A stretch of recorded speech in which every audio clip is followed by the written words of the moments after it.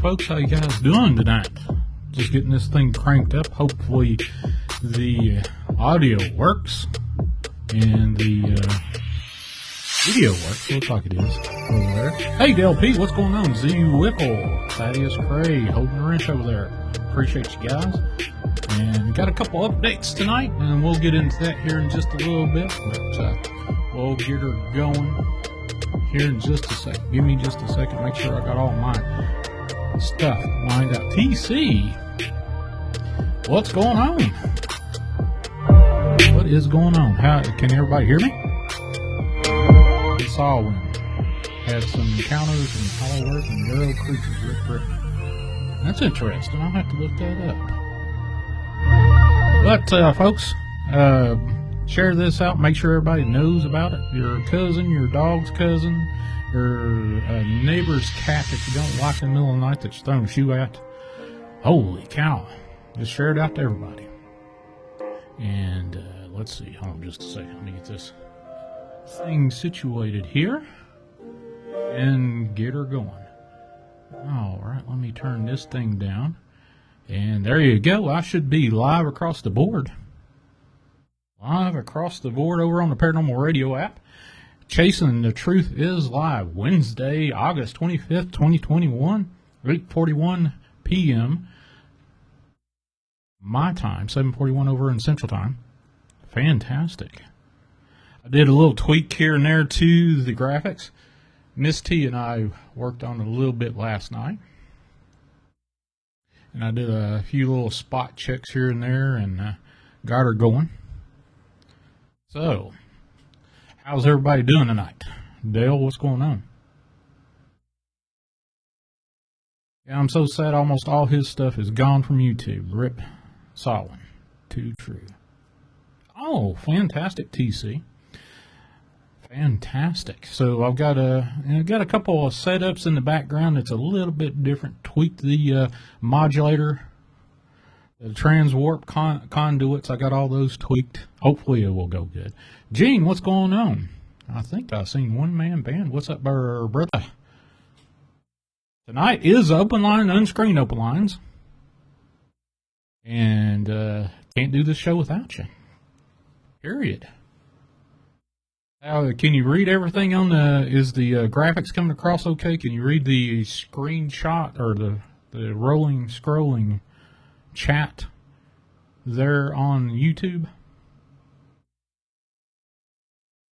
I can't see, for whatever reason, I can't see the transcription of what I'm saying. So anyway, looks like everything's going across okay. Let me go over here and... yeah, I don't need that. Let's go up to this level of yeah, there we go. Maybe that'll work. Admirathoria. Hey, this is Wednesday. What are you doing here Wednesday? I thought you worked weekdays. Oh, yeah, looks good. Looks good. But tonight, 931-994-6917, or if you got Skype, look up Chasing the Truth 2018. I should be lit up in green Wednesday night. 8 p.m. Central, live show should pop up when you look for that. So, couple of housekeeping events. A couple of shows ago on Wednesday, 2 Wednesdays ago, I had a guy that was supposed to be on here by the name of Paul. I actually talked to him today, the one with the Dogman encounters, which I'll tell you the update on that. And holy cow is all I can tell you. So, let's see. Are you ready for more lockdowns? I think we're going to get into them. Definitely. It looks like the world's starting to lean that way. Let's see if I've got let me pull this over. Got a couple of things here situated. Trying to, let's see, got that window capture open, chat browser. Let's do that. Australian truck driver vowed to block every major highway in radical anti-lockdown strike. Can you believe it? This is over in Australia. For my Australian listeners, howdy do from the great North America in southwest Virginia on the border of Kentucky and Tennessee, where Bigfoot roam and the moonshine flows. But the Australians take the streets to protest, according to Monday, August 23rd. Let's see. We've got Zero Hedge chiming in. And it says Aussie truck drivers are planning to shut down every major highway across the country and have advised people to stock up. Now, this is on the 31st, week 31st. They've already said, hey, we're going to do this, stock up for 2 weeks or more. So I'm sure the shelves are going to be bare. They're going to lock down the country's highway system. One driver, according to the Daily Mail, declared in a video, truck drivers are planning to shut down the country to remove the shit government. August 31st, beginning at 9 a.m. I guess that's local standard time. If there's any Australians, let me know. You can send me a text from Australia. If you have Skype, you can send me a text. Go to Skype and look up Chasing the Truth 2018, or you can call me on Skype, Chasing the Truth 2018 from Australia or wherever in the world that's not blocked by the government. I think China probably blocks Skype. I don't know.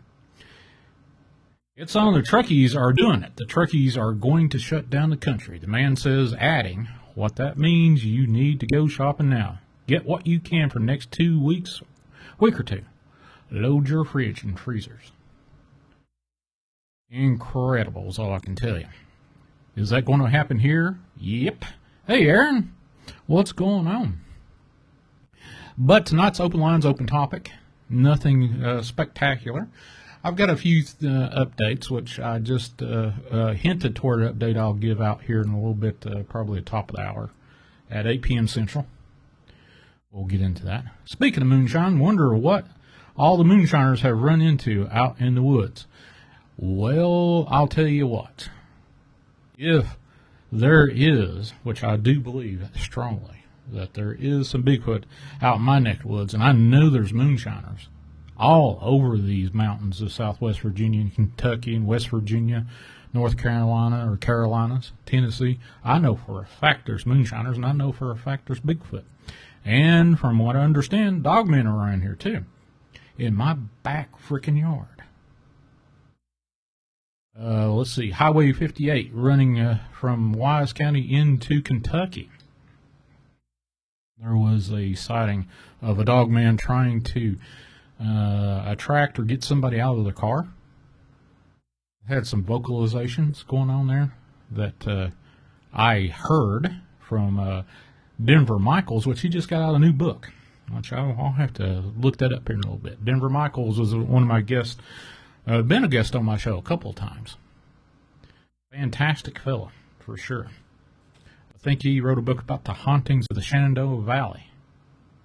If you guys know what Shenandoah Valley is, where that is over in Virginia. What you guys drinking tonight? I got medium dark roast coffee. Let's see, McCafe, a big old can of it, which I'm about out of that. But I got some backup coffee. Got some dark roast.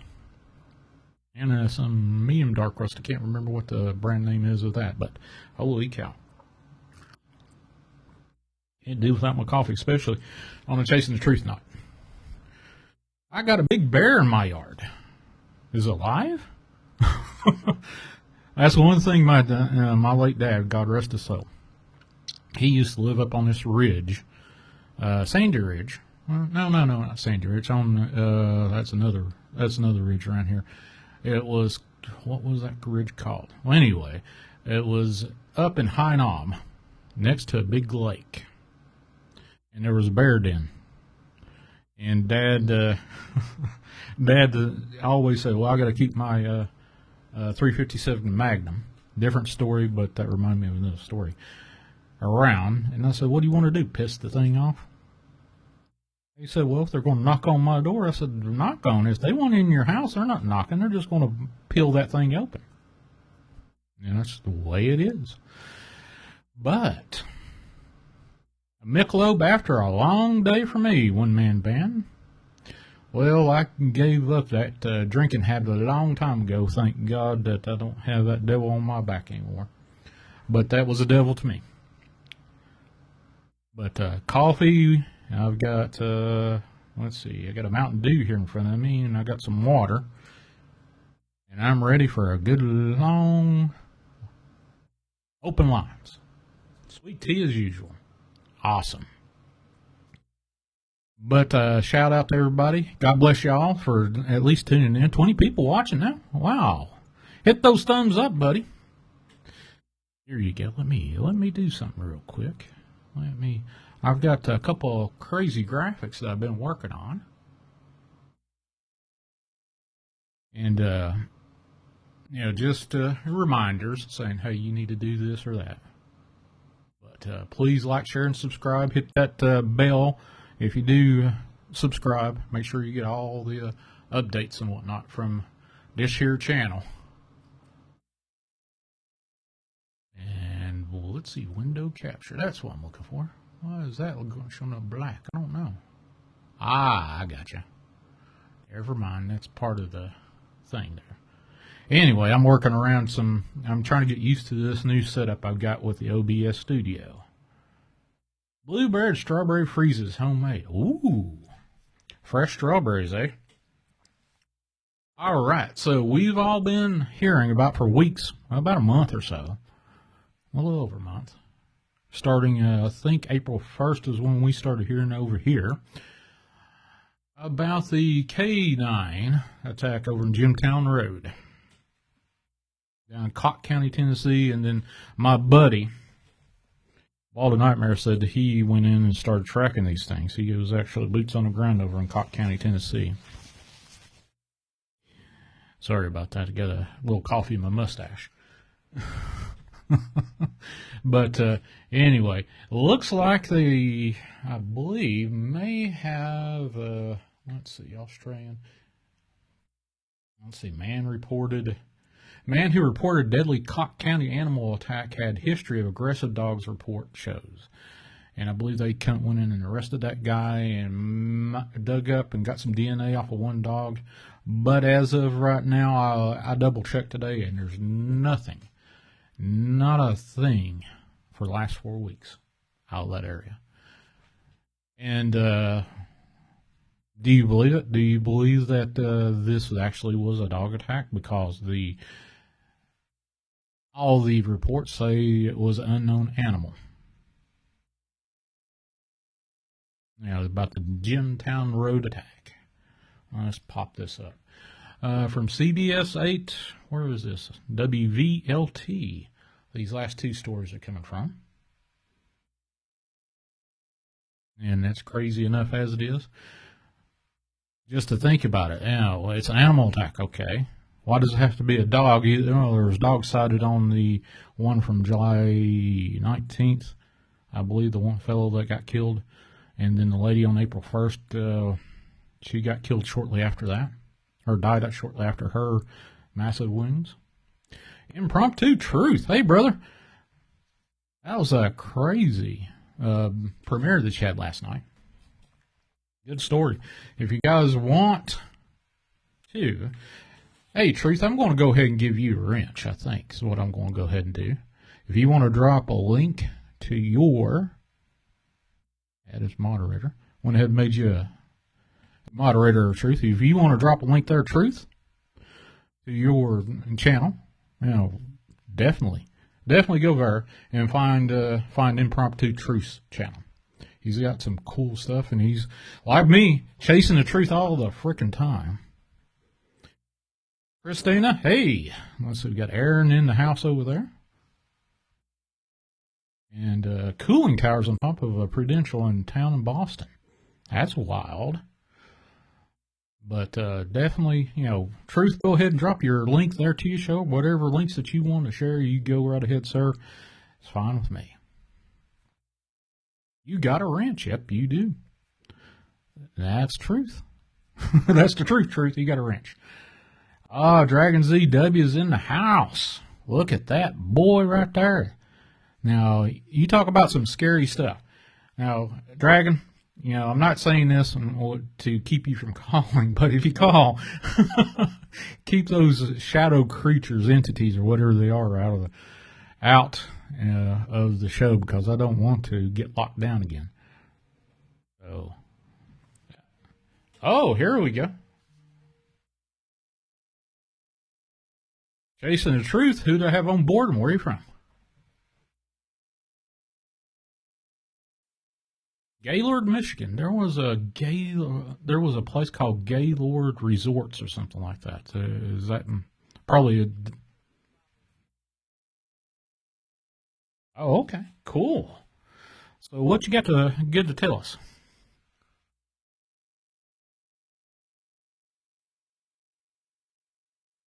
Oh, okay.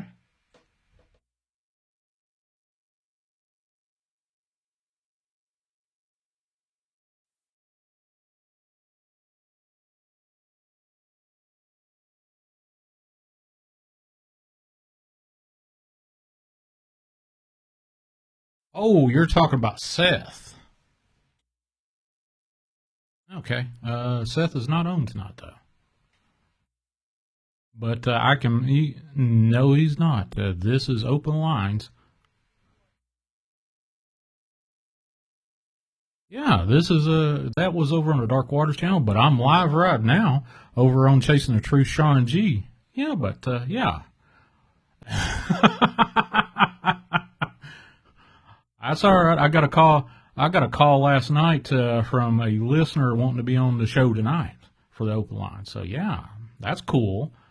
So go ahead and ask the question that you would ask Seth, and I might be able to give you an answer or thereabouts.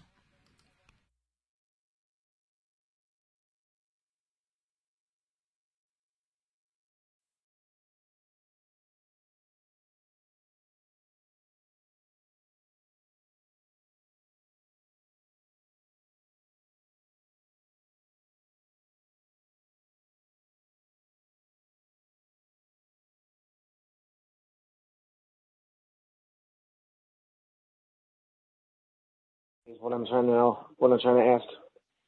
Oh, okay. Sorry about that, folks. I actually had your audio off. I apologize for that. But I could hear you, but the audience couldn't. Let's see. Okay. Seth had, if you go back to the front of, I think he told this a couple of times, but he had an audio tape when he was, I think, 18 or 19. He and his friends, before he got into the military, they were trying to find out what the world had in store for them. So they had audio tapes that would guide them through meditation to reach the other side, to astral project. Oh, That's how wow. they got that. Wow, that's what it was? Yeah. Okay. That's really cool. Okay, thank you. Also, now that I got you on the air, I do have another really crazy story if you got time. I've got time to to hear go right it. ahead. I got Okay. plenty of Well, time. this story happened. I would have told it last time, but I was so worked up about telling that last story that it was all consuming because I was reliving it as I was saying it, and I couldn't think of anything else but that afterwards. And but I have another story that now that I had a couple days to think about it, I wanted to call back and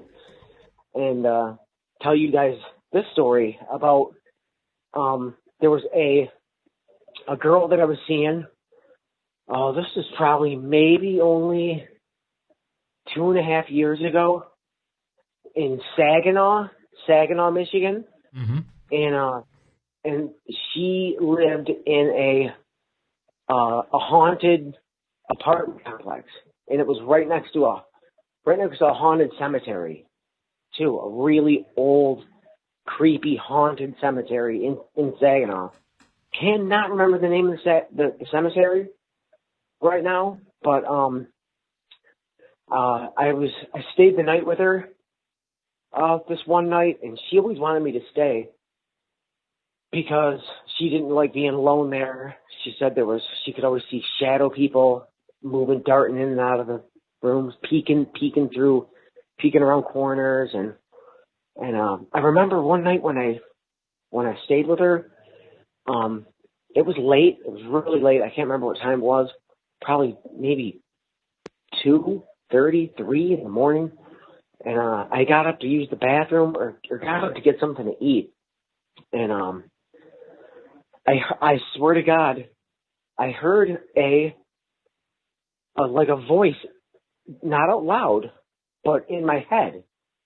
I heard a voice in my head that said, "Go to the window very slowly and very carefully and look out the window, look through the blinds." I shit you not, it creeped me out so bad. I'm thinking, whoa, where is this coming from? Like it was almost like a, oh, how do I say? There's a voice in your head, but it's not really a voice. It's almost like something like pushing you to do something. That's what it felt like. So, anyways, I sneak over to the window. I lift the blinds up just a little bit, and I'm looking around, and the cemetery is right across the street. And it only took me about maybe 5 to 10 seconds before I saw what I could only describe again as a half man, half skunk looking creature that crawled out of the bushes. This thing crawled out of the bushes, and the way I gauged the size of this thing, which I knew it was all wrong, I knew it wasn't a real animal. It was as big around as a burn barrel, the burn barrel that it had walked up next to. There was a gigantic burn barrel sitting there, and this thing was the size of the burn barrel. It was crazy, and it had almost like a human-looking face. It had long arms. It had a big, bushy, like skunk-looking tail, and it had big-ass green, glowing eyes. Green, glowing eyes, man. And this thing was on all fours, and it was skulking around. And it was looking back and forth, like turning its head real slow. And its eyes were so wide. They were so wide and they were so green. And it was crazy. I could not believe what I was seeing. And I watched that thing walk from those bushes all the way across the little yard that it was in and back out to the other side and into the cemetery. Okay, let's go back to the first of it. What did you first notice when you saw this thing? What did you first notice? What I first noticed was how big it was. Okay, how big was it? The size of a burn barrel. It was big around as the burn barrel that it crawled out towards, because there was a burn barrel in the middle of the yard. And if the burn barrel was laid down sideways, it was a big ass burn barrel. This thing was the same size as this burn barrel. So that's what I noticed first. Did this thing make a noise? As I got a closer look. What's that? Did this thing make a noise? No, I didn't hear anything. I didn't hear any noises. I don't even think the window was open. I was looking through the glass. I don't think the window was open. I was looking through the glass, and I had the blinds separated ever so slightly so that this thing couldn't see me. Okay. Was there any mist or dew around the area? Since it was near a graveyard, you would think there might be a mist. Nope. It was really dark out. It was the middle of the night. I didn't see any mist or anything, but I did get a really, really strange electrical vibe, like an electrical sense when I saw this thing. Like I was looking at something that I was not supposed to be seeing. All right, so if you could classify what you saw, what would be the closest animal that you think this would be approximate to? A skunk. A skunk with a person's head. It had a human head it had a human head, and it was. We all know how big skunks are, right? Mm-hmm. Well, this thing was the size of a burn barrel. Yep. It was Wow. humongous, and it had, I swear, it didn't have regular forearms. They were like human. They were almost like human arms on this thing. It looked all wrong. It looked Was there 10 any times smell? wrong. Was there any smell to this I thing? didn't smell anything. Nope, I didn't smell anything either. Like I said, the windows were all closed. But I'm guessing I might have smelled something had them windows been open. But what creeped me out the most was the fact that I heard a voice in my head telling me to go look out the window. And it was crazy because when I heard that voice in my head, I knew I was going to see something. I just knew it. I was like, wow, I'm about to see something crazy. I could feel it in my soul. So you had this foreboding sense that you were going to see something crazy, and you looked out, and there was this gigantic skunk with, was it a perfect human's face, or was it a furry face? Nope. Did it look like a Bigfoot? It wasn't a perfect. Did it look like a Bigfoot? It didn't look like a Bigfoot, but it almost looked like the head was bald. It almost looked like the head was bald. I couldn't tell if it was just like short fur on the head, but this thing was furry, and it almost looked like it had like a skunk's fur. Almost. It had a big bushy tail behind it, humongous tail because this thing was huge. And the thing that got me, the thing that is burned into my mind, just like that experience I told you about last time. What burned into my mind, I'll never forget, are the green glowing eyes. Okay. Was there anything associated?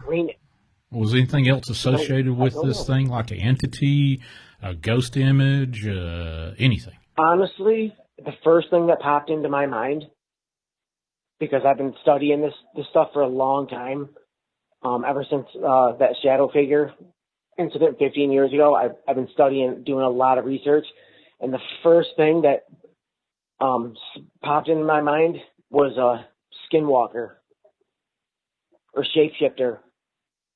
Okay. Has there been any regional lore about shapeshifter skinwalkers of such? In Michigan, there's something called the Deerians, or the Deer People. Mm-hmm. They're called Deerians, and they are apparently around the Great Lakes, and they apparently are shapeshifters. They can shapeshift into deer and other animals, and I believe that they are witches, Indian witches that can shapeshift into certain creatures, and that's kind of the vibe I got from this thing, was that this thing was something that shifted into this weird, half skunk looking, half man badger looking, just all wrong thing. It was crazy. It was really cool too. It was cool. I never forgot that next day. I told everybody that would listen. So what was the rebuttal from the people that you told? What did they say? Most of them laughed at me, like they always do. Most people don't believe in that type of stuff. Like, a lot of people don't want to believe unless you've seen something yourself. Trying to convince people that have never had an experience or never seen a ghost or anything supernatural, it's almost out of sight, out of mind to them, and they don't want to hear it. That's my opinion. That's just my opinion. That's what it seems like to me. It's really hard to convince people things. And the reason people that I've talked to actually, even though they laugh at me, they do believe me because they know that I'm not a liar. Even on my Facebook page, my quote is, "The truth is much more interesting than fiction." Like, I don't get into made up bullshit. I don't like things that aren't real. I'm all about facts and things that that I've seen that are real. Mm-hmm. So the people that I did tell this to, you know, they could tell it in my voice when I retold the story, and the story never changes. Every time I tell it, it's the same story every time. That's what happened. It was crazy. And there's one other thing. Sure. I have one other story that happened in Bay City, Michigan, at a girl that I was seeing. This was an old haunted house on the south end, on 25th and Garfield, and that house was creepy, but it was nighttime, and I went to use the bathroom, and I was sitting on the toilet, and there was a light in the kitchen, a lamp in the kitchen with no shade on it, with a dim bulb. And there was like a couple small Christmas lights in the bathroom with me. So the lighting was kind of strange. But I was sitting on the toilet, and before I get into this, I had been told by the woman I was seeing and her daughter that there's a little girl ghost that lives in this house. And I had never seen it. I believed them, but I had never seen anything. I think I might have seen a few shadows here and there, off and on, but I can't really corroborate that because the lighting in there is strange. But what happened was, when I was on the toilet, there was an upstairs apartment with an older gentleman, really grumpy, mean older gentleman. And this guy, for whatever reason, the stairwell is right next to the bathroom. He came barreling down those stairs. Boom, boom, boom, boom, boom, boom, boom, boom. And right after he did that, I saw a rectangular floating shape fly through the wall in front of me. It floated through the wall, and it was wavering back and forth. It was about 3 feet tall, and it looked like a cross between smoke and static electricity is what it looked like. And it flew through the wall, and it was just wavering there. And the crazy part is, in my mind's eye, I could feel a little girl. I could feel the presence of a little girl in the room with me. Mm-hmm. And just like with the shadow figure, I wouldn't have believed it. I would not have believed it had something else happened, because this thing, as it's sitting there hovering, it shoots back through the wall. It's gone. I'm like, oh my God, did I really just see that? No way. And then I'm trying to debunk it right away. I'm looking around for light sources. I'm looking around for odd reflections, things that could make reflections. I'm trying to debunk it right away. And about maybe 10 seconds later, it floats back through the wall again, back to the same spot. And then I was like, okay, yup. Yeah, I was like, okay, yup, that's definitely happening. So how long was this encounter with this smoky, staticky spirit, or whatever you want to call it? Altogether, probably about, I'd say no more than 40 seconds, maybe 40 seconds to, I know it was under a minute. By the time the guy ran down the stairs, it floated through the wall. Because what I felt happened was that this little girl ghost is scared of the guy upstairs. And when he ran down the steps, it scared her, and she came through the wall to either find protection with somebody she trusted, or that's just what I felt in my heart. But it happened all within maybe under a minute. Got a question for you. Concerning not this particular story, but the last one about the skunk man, whatever the hell Yes. that thing was. How long was that encounter that you saw this thing? Lady West Virginia Mountain Mama asked this. That was about 2.5 years ago, I think. Mm-hmm. Okay, how long was the encounter? Oh, that one? Oh, that lasted about from the time it crawled out of the woods, crawled out of them bushes and moved across the yard. I must have watched it for at least 2 minutes. 2 minutes, okay. Yep. Amazing what 2 minutes. I watched it until it was completely. I watched it until it was completely out of sight and walked all the way across the yard. Did you go back and look and see if there was any footprints, marks, or anything, any kind of evidence? No, about that I didn't. skunk ape, or skunk, whatever it is. Nope, I did not. I'm not gonna lie. That freaked me out. I was really scared, and I had a bad vibe. I had a bad feeling, and even the next morning, I don't think I went and looked because the next morning, I think I just got up and left. I should have. Man, I should have. I never thought about that. Honestly, until you just brought that up. I should have looked. You know, like a lot of people, they keep saying, hey, everybody's got a camera or a motion picture camera in their pocket vis-a-vis the smartphone. And you wonder why we don't see better or whatever about what, UFOs, Bigfoot, dogmen, ghost sightings, all that stuff. It's because the awe of the moment. You're disarmed. Yes. You see something that you do not normally see. And I get that. You're not expecting it. Oh, absolutely. Yep. Not expecting it to happen. Trust me, if I had my phone, even if I had my phone in my hand, I probably still would have just been like, wow. I probably would have forgot all about my phone. Kept watching. Yeah. Well, it took me a moment I saw what I can describe as a TR-3B over top of my head for about 5 minutes.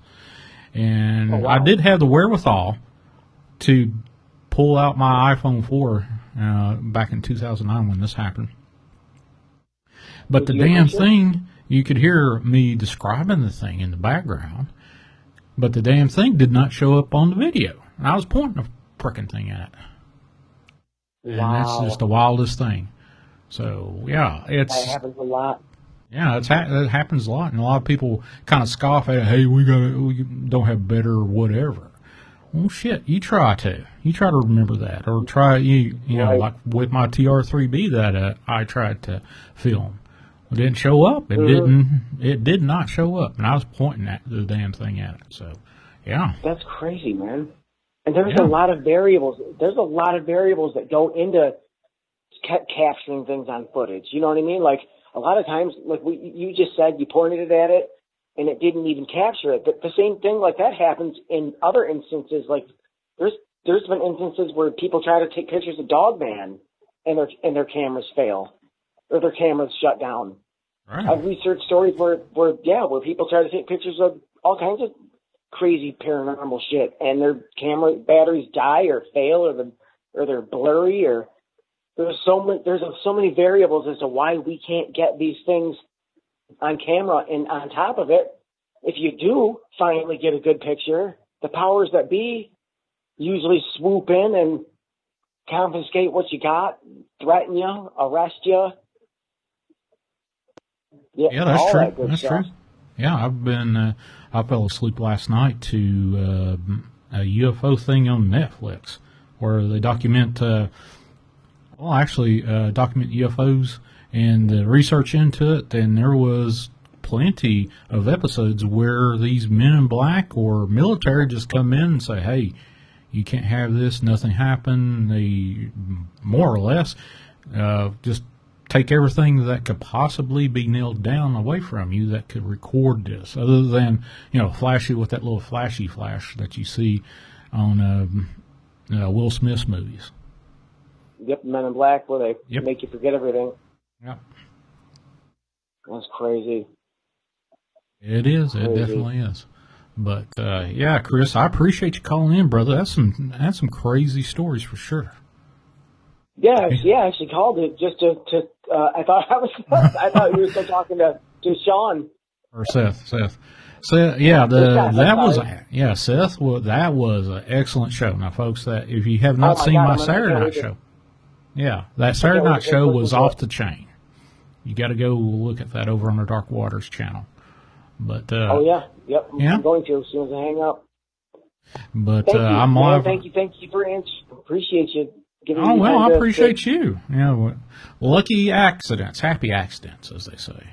Absolutely. You were meant to call in and be on my show. That's for sure, without a doubt.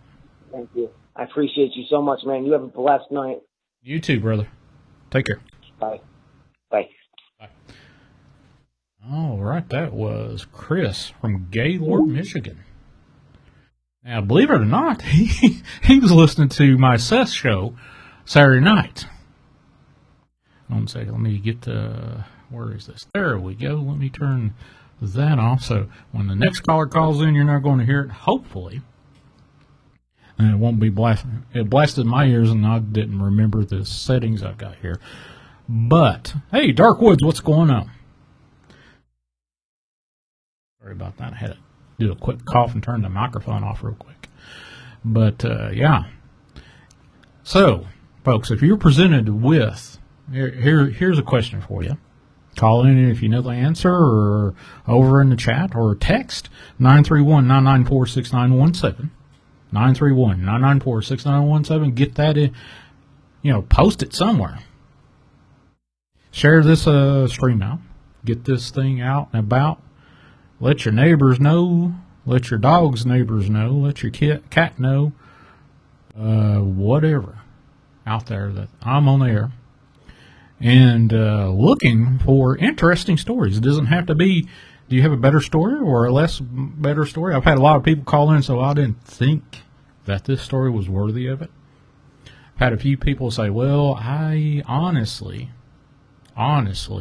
didn't think I would ever tell this story until I heard you say, hey, it's time to tell your story. It's time to get that out of your noggin, off your chest. If you've never told it before, here's your chance. 931-994-6917. Have you seen a ghost? Have you seen a UFO? Have you been abducted? Like about 3 weeks ago on this Wednesday show. Edward from North Carolina. This happened around High Point, North Carolina. Believe it or not, that impressed me so much, I have that burned in my head. He called about 22 hours after the fact on this show live, telling about some lost time he got flashed while he was driving toward High Point, North Carolina, going around 45 miles an hour. Lost 2 hours of time. When he woke up, he was still driving his car, but only 20 miles down the road, and he just got a full tank of gas, and no gas was missing. The odometer did not show that he was 20 miles down the road, or anything like that. Nothing changed other than he was 20 miles down the road. And time changed 2 hours later. So, sharing is caring. Yeah, sharing is caring for sure.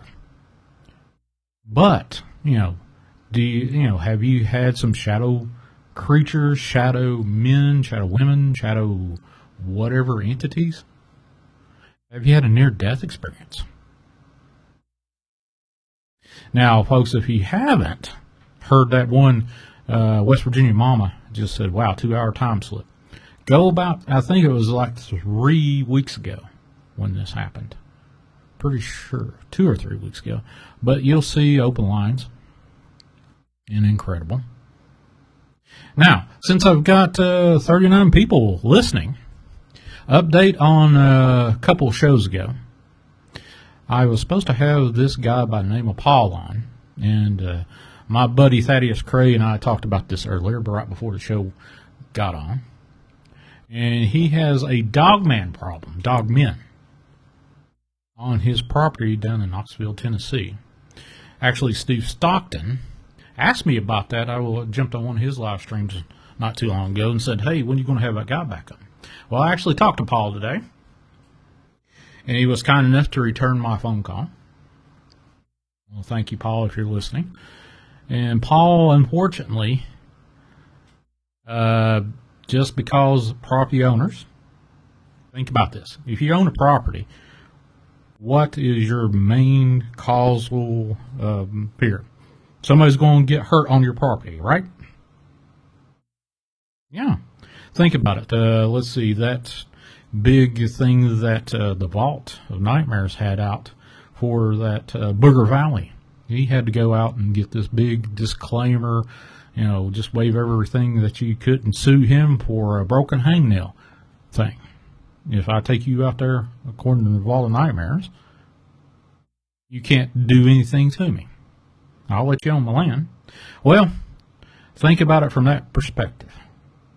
Why would you want somebody on your land knowing there's shit out there that's going to hurt you? And he, had a reversal of, I don't think you'll be able to get that dude on any program whatsoever, any podcast. I don't think he wants to divulge anything other than he's got, he's not going to be able to talk about it. He didn't want his property ransacked by a bunch of crazy fellows or women or whatever. And get hurt, get torn up, like Thaddeus Cray and I were talking. He said, didn't Walt talk about something where somebody got their head ripped off down in Booger Valley and placed on a seat in the middle of an excavator, I think? I think that was around that. And I said, yeah. That was the thing. I think that was the scuttlebutt of what we were talking about. But holy hell. Now, I don't blame Paul, and I appreciate Paul telling me that story about what's going on down there. And it was kind of dovetailed into the stories coming out of Cocke County, Tennessee with the animal attacks. Okay, we got another caller here. Hold on just a second. Let me get this straight. Hey, caller, this is Chasing the Truth. Well, who do I have on board and where are you calling from? Hey, Shawn, can you hear me? Yeah, I can hear you. How you doing today? Oh, doing all right. Is this who I'm thinking is? Truck driver extraordinaire. Yes, sir. This is Chase. Yeah, Chase, where you at today, brother? I'm in Tallahassee, Florida right now. On your way to? Oh, I'm not. I'm just, I'm going to be bebopping around here in this area delivering food to a bunch of subways and stuff right now. Did you hear about that that thing happening down in Australia, that the truckers are going to shut down Australia's highways because of the threats of lockdown? Nah, I ain't heard about that. Tell me about it. Yeah. Hold on just a second. Let me get everybody up on to speed over here. Let me pop this on where chat browser, take that off. And nope. Window capture, there we go. Anyway, according to, let's see, let me pull this up. Sorry about this, folks. This is a live show, and I didn't expect to actually talk about this again until just now. Let's see, where are we? Australian truckers, according to Zero Hedge, say that they're going to block every major highway in a radical anti-lockdown strike. Oh, wow. Starting August 31st, 9 a.m. local time in Australia, where that is all over Australia. I don't know if they are in the same time zone, completely from West Coast, East Coast over there, but I don't know. But that being said, that's what's happening. That's what they're going to be doing. And I heard some strange crap about what the health department does for people that are in a household that were on lockdown, quarantined for 2 weeks, a family of probably 7 or 8 people. 2 of them didn't get, they tested negative the entire time. Spent 2 weeks in quarantine. And because the 2 people that's in the household never tested positive, they have to be in quarantine for another 2 weeks. What? That don't make no sense. That makes no shitting sense to me at all. Wow. But now here's the other tidbit.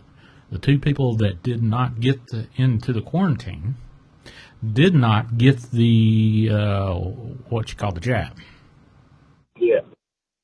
Riddle me this. Why the 2 weeks on top of it that you do, I've tested negative since day one, and everybody outside has had it since tested negative now, but I can't get out. I got to be in quarantine within the house, away from everybody else that tested negative.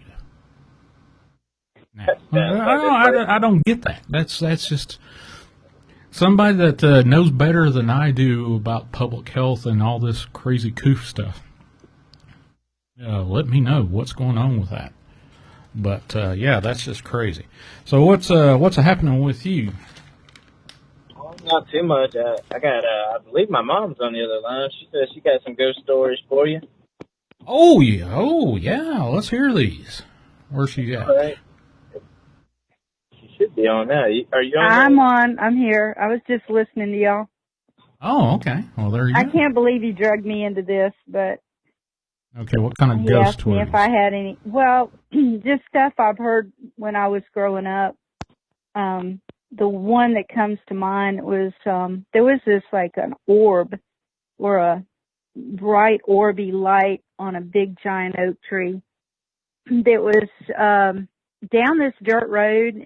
We call it Reed Patch Road, and there's an old spring house, and it just has an old spring that comes up, and that light had been on there for like, I don't know, several years. It was shortly after someone had died at the spring house. And, so my great grandfather went down there and spoke to the light, and it went away. And he won't tell anybody what he said to the light, but it went away. So do you think that this might have, what he said possibly could have been a rebuking? I don't know if it was a rebuking. It didn't. I never got the impression that it was like that. It was more like he was, in a very gentle way, letting it know that it wasn't, this realm wasn't where he needed to be or it needed to be. Mm-hmm. And it just went away after that. No one ever saw it again, but it would creep people out. Back then they rode horses and stuff up and down that road, and they'd always see that light, and it'd frighten people. And finally he went down there and spoke to it, and it went away. Oh, that's great. That's great. Some people have that gift. I know my girlfriend, Miss T, has that gift. She's ran one thing out of this house that was plaguing my grandnephew for about a year. And he can rebuke anything in the name of Jesus, Oh, yeah. Definitely. Absolutely. But I was listening, y'all. Out. I know this is a forum for ghost stories and creepy crawlies and all of that, but oh yeah, I knew about the trucker thing. I've been keeping up with. But I go to Before It's News, and I kind of figure, what all's going on. And a lot of people in this country, because we've been so censored, they don't really know what's happening out there. But I highly recommend everybody going to Before It's News. What's happening is Biden has never been president.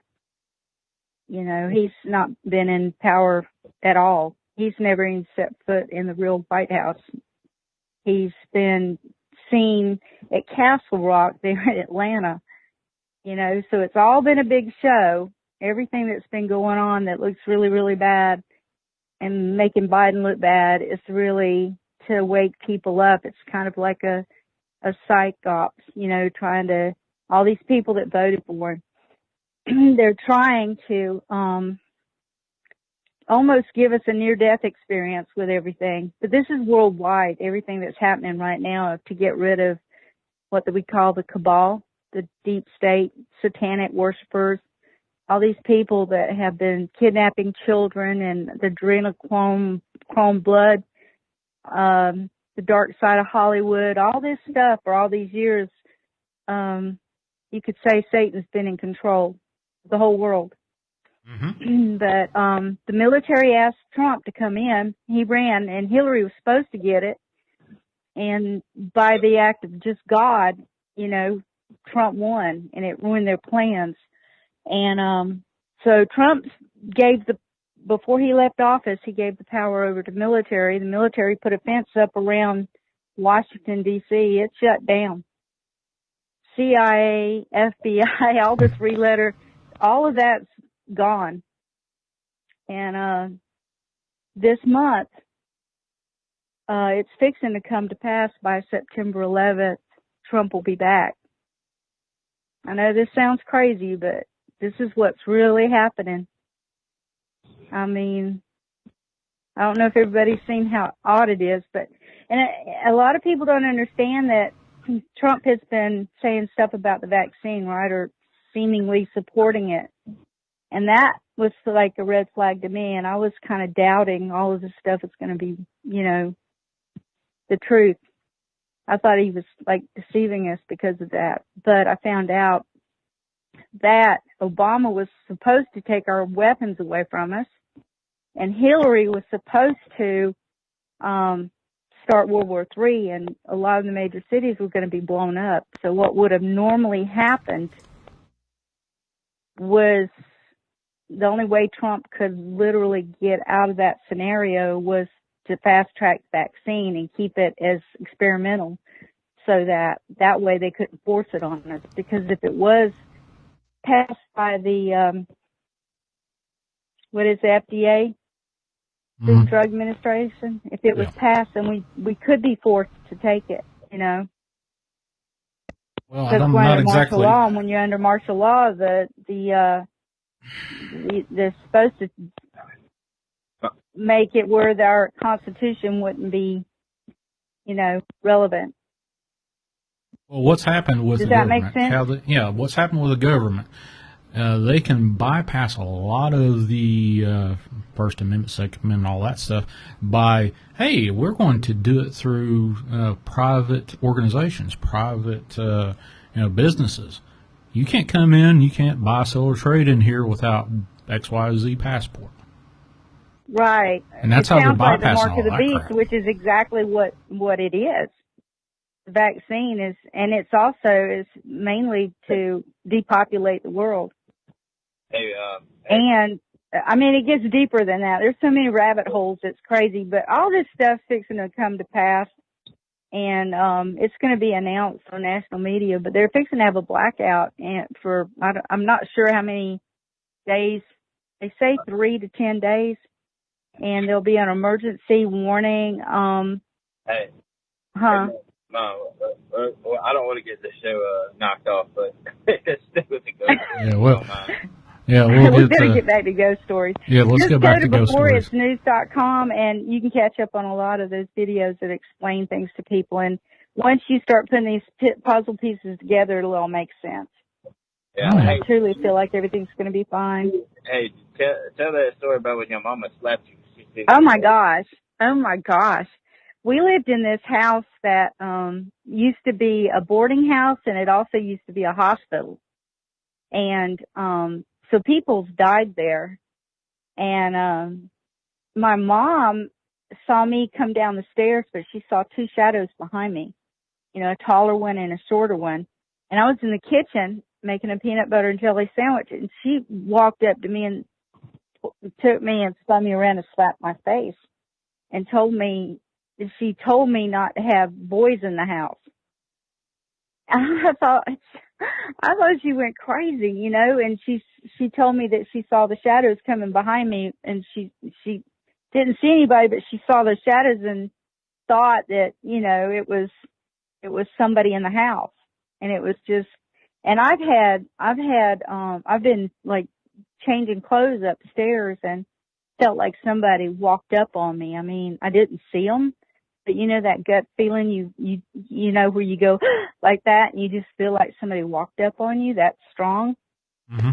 And then my alarm clock went flying out the window one time and rolled. I was upstairs, so there was another roof like right outside my window, and it just kind of rolled down.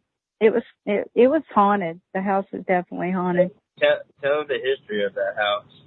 Yeah, all I know is it used to be a hospital, and it used to be like a boarding house. It was a very huge house. We have like 6 or 7 bedrooms, several fireplaces, 3 bathrooms, and a kitchen upstairs and downstairs, and it had a porch that wrapped all the way around it. These columns that were so big you couldn't even wrap your arm around it. It was like 12 columns or something like that. But it was definitely haunted. True enough. True enough. That sounds like it's got the history to be a haunted place. I know it. My mom's room used to be the where they operated on people. Oh wow! Now the one thing that I can tell you, cemeteries, I can understand why people think they're haunted, and there probably are a lot of haunted cemeteries out there. But the one place on this planet that you can about guarantee is haunted is a hospital. Oh yeah, without a doubt. You know what? There's this other story, and it's on the national ghost list or something. Where people the most haunted places, and it's in Chase, do you remember that place? It's over there by the river, near Wicksburg, Newton, Alabama. And there's this bridge, and down below it is this hole in the ground by this big old oak tree that this guy, it was during the Civil War. He came home, and the Yankees were down here, and they took him and hung him.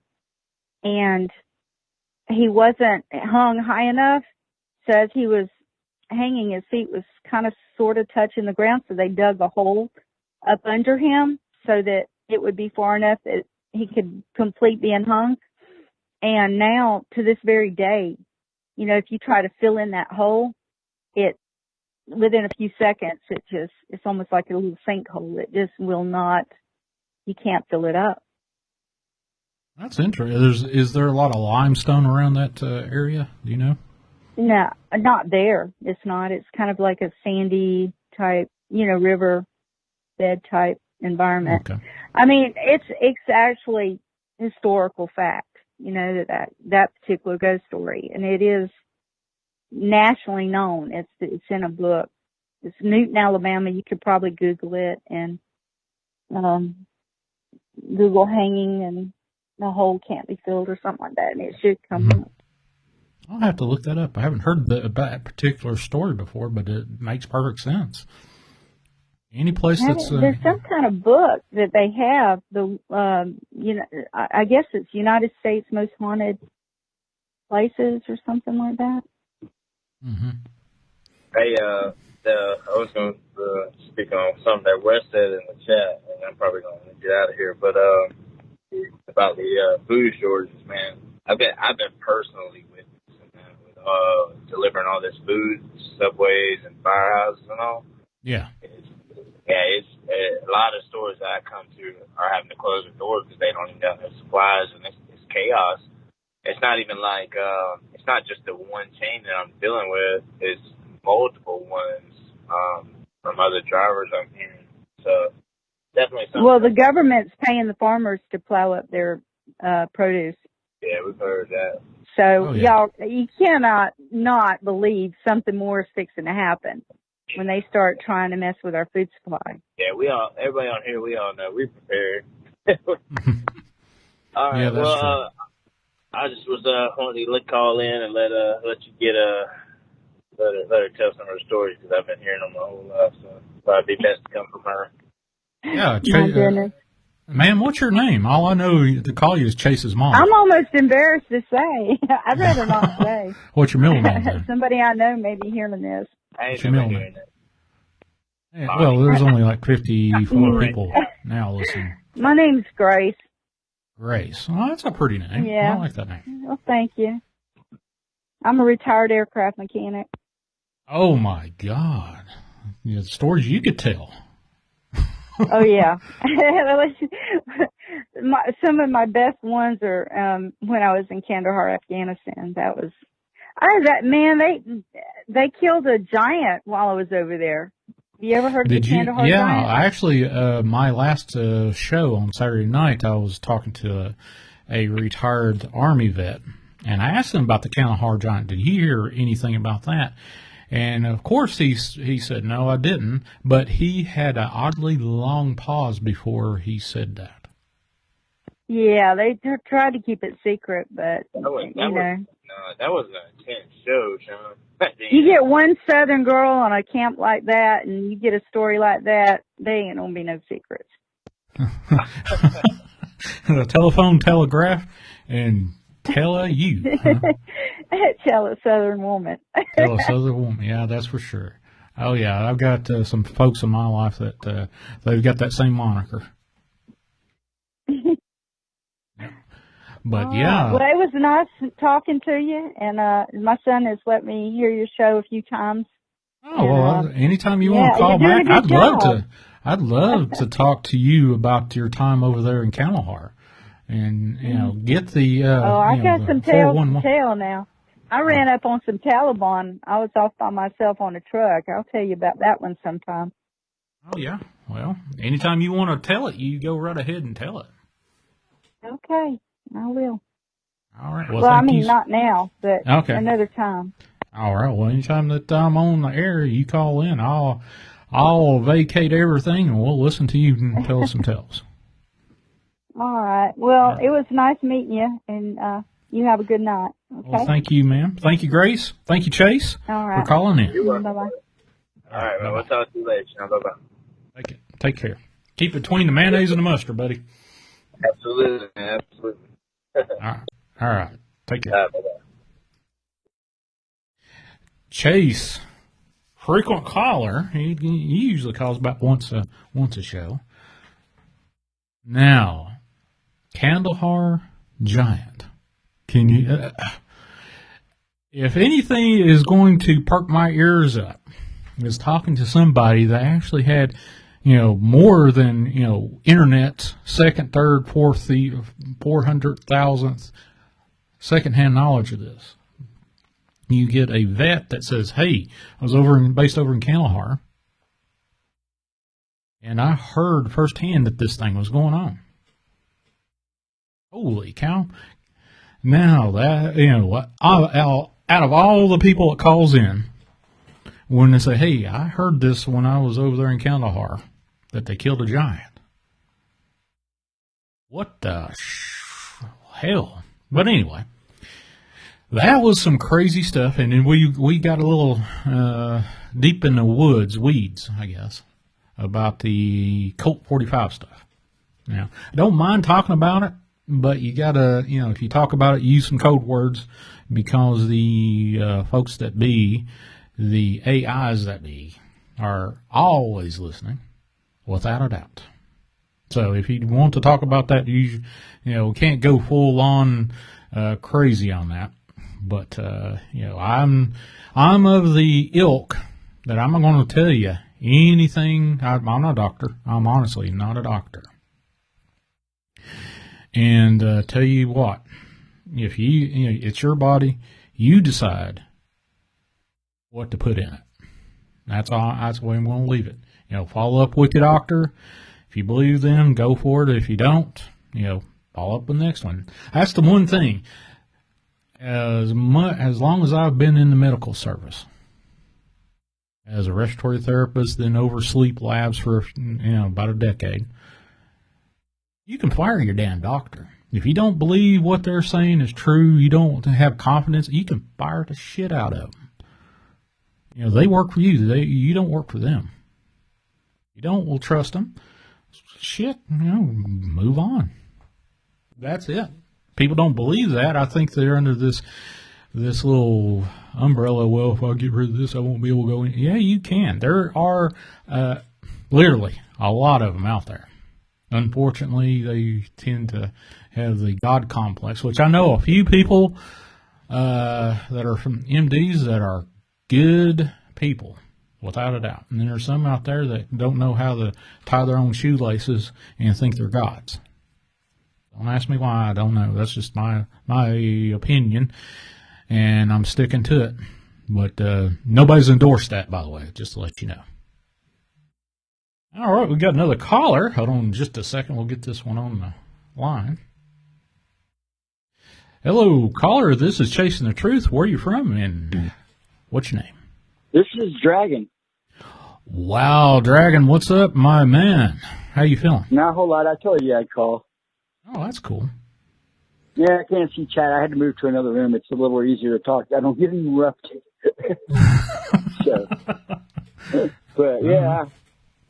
But the giant thing, man, yeah, I did some research on that. I heard a couple of guys that I used to know that were in the service at that time, and they had some stories about it that they had heard through other service guys. Yeah, so it's an interesting situation. How much of it's true, we don't know, but apparently they do have the body. So, Well, if you got a body and it's assumed room temperature or wherever they store the thing, and down in Antarctica or wherever that Right. body wound up, there's some live bodies running around. And does the ABC organizations of the world know these bodies? Are they in contact with them? I would dare say yes. I would too. Actually, there's a video I saw not too long ago, maybe a month or two ago on YouTube, where it was in India, and they were filming the top of a mountain, and you can see a rather large humanoid figure walking across the top of it. And they were all freaking out because they said if that was a regular human, you would not be able to see them that clearly. And I mean, whatever this thing was, it was definitely big, and it was really walking across the top of the mountain, then disappears over, and it's like, holy cow. And you could tell it was big.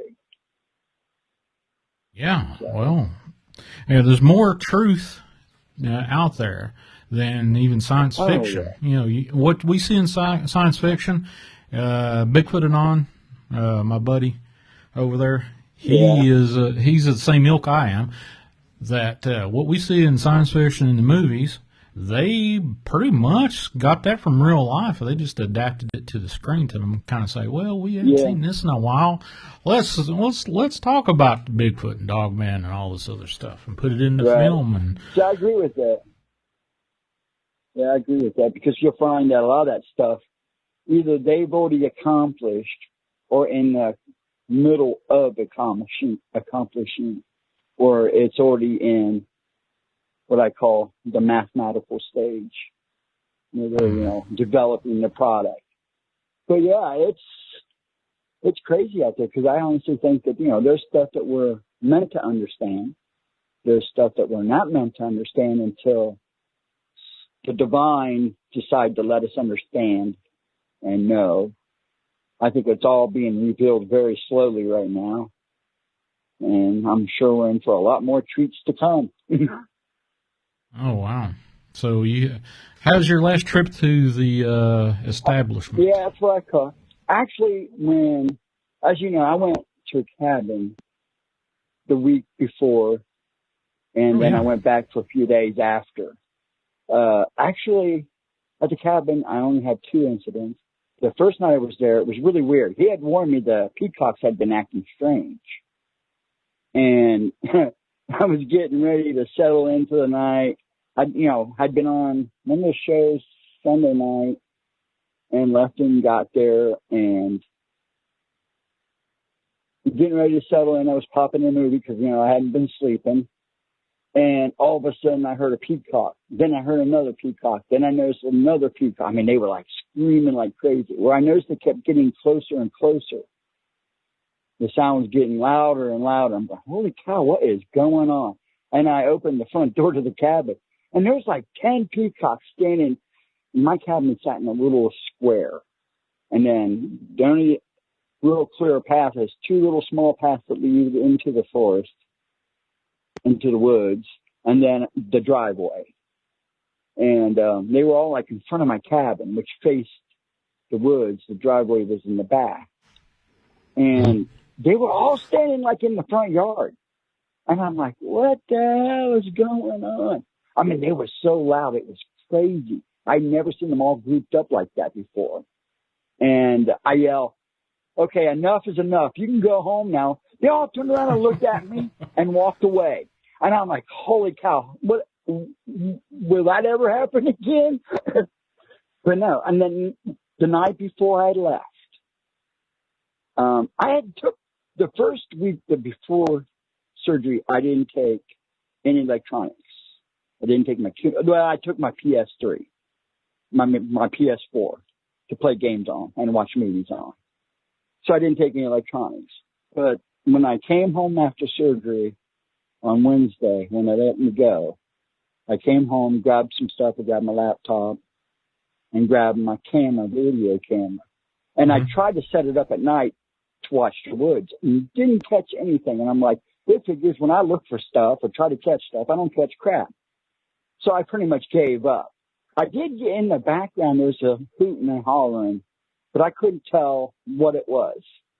And one of the nights that I viewed, I could hear hooting and hollering, but I couldn't make out if it was a coyote or what. So that was the only thing I caught.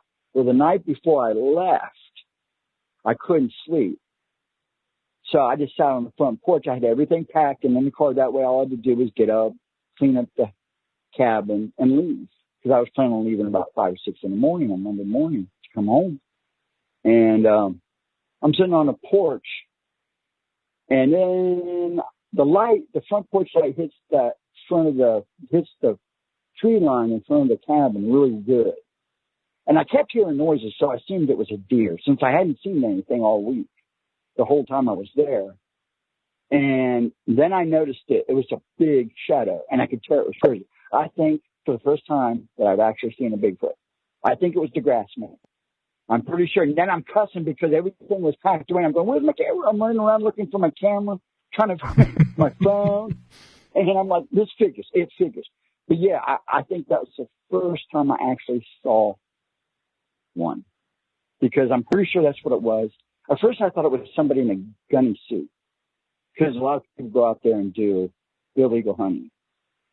And so I figured that's what it was. But when I got up and started walking down the steps, I think it either saw me or heard me, because then it booked. And I mean, there's a hill just over on side the tree line there that goes down.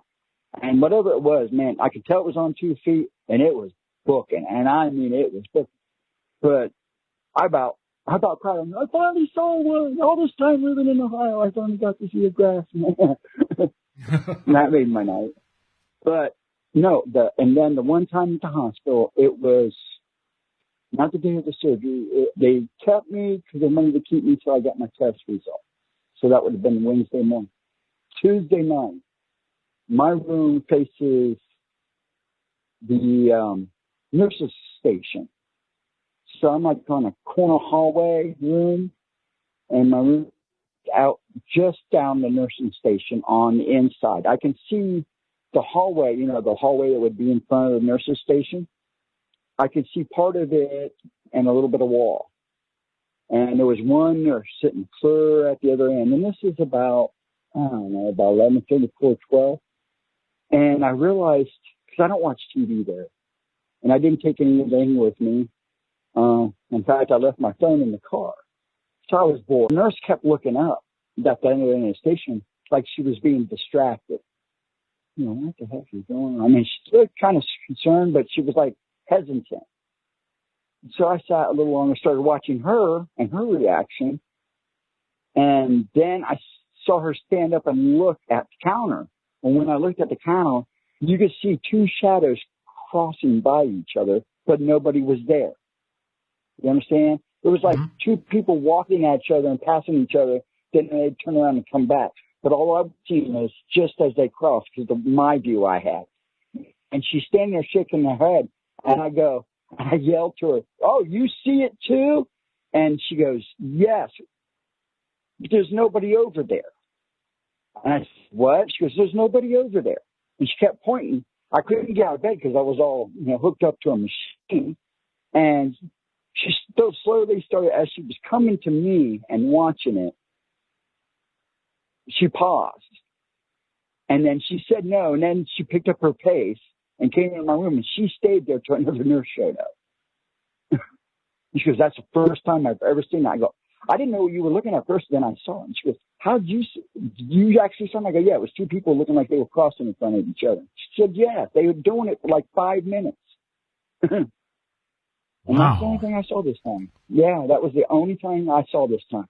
which has made me happy because I really didn't want to go and see anything. Because last couple of times I went, you know, I'm pretty sure I saw some weird shit. Now some of it I told you about, and these kids I keep seeing they don't freak me out and they don't scare me, but they kind of concern me because I don't know why I'm the only one seeing them. Is it just they're showing me these kids with black eyes for a reason? Is that what they want me to see? Is it something else?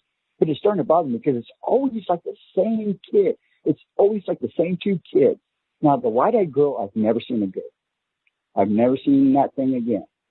But I still see those kids. And it drives me nuts because they're always in bib overhaul, blue jean bib overhauls, red and white shirts, and they're either blonde or kind of strawberry blonde or black-haired kids with black eyes. And sometimes they see me, sometimes they don't. Last time I saw the one it was just weird because I know he didn't see me, but he kept going in and out of the room. And it's just weird because I don't know if they're waiting for something. Are they instigating something? I don't get a whole lot of feelings from them. Now, the shadow people, I can usually tell if it's a human or if it's some other entity if I watch long enough. But like I said, it's somebody else. But these things I just can't figure out. And I can't understand because I've talked to other people about them. And they're like, you know, you're the only one that says to see these things. I've heard black-eyed kid stories before, but not like yours. And I go, I swear I see these things in the hospital forever. Every time I've gone to the hospital. At one point, either during the stay or during the day I'm there, I see them. I always see them. And I don't know if it's me that they're doing it to, or I'm just at the right place at the right time. So you didn't see any white-eyed kids? I still see them. I got a quick question. Like I said, a quick question. You mentioned that these things see you. Do you actively not try to make it like that you see them, or do you let it be known that you see them? I try not to recognize them. In other words, if they see me, I try not to let them know that I see them. When I was called an observer or watcher a while back ago, they told me whatever I do, try not to interact with these things, even if you believe it to be human, because it's not a good thing for you. And I honestly think that's why sometimes it takes part of me, because I have interacted in the past with these things before I was told this. But, no, I watch them, but it's really weird because a lot of times I don't think they see me, but there are definite times that I'm looking at them and I know they're looking at me. Sometimes I try to play it off like, oh, I'm just looking around and I didn't notice them. But even when I do that, they know that I can see. It's just like they know I can see them. Sometimes I seem like it bothers them and it scares them that I see them. And there are times they seem angry that I see them. But I never get I don't feel like they try to get away from me. I'm going to get you kind of feeling from me, right. Them. It's always they're more shocked than I am. A lot of times. So you said that you've seen these little kids a few times across several different organizations, these hospitals. Yeah. Do they recognize you that, hey, I've seen you before? I don't, because I really don't get much of a feeling from them because I'm not that type of person. I mean, yeah, there's times I get impressions from things, especially if I touch people or something. But from them, I don't know if they know I'm the same person or if it's the same thing. I don't get that from them. You know what I'm saying? You get what I'm saying? It's like,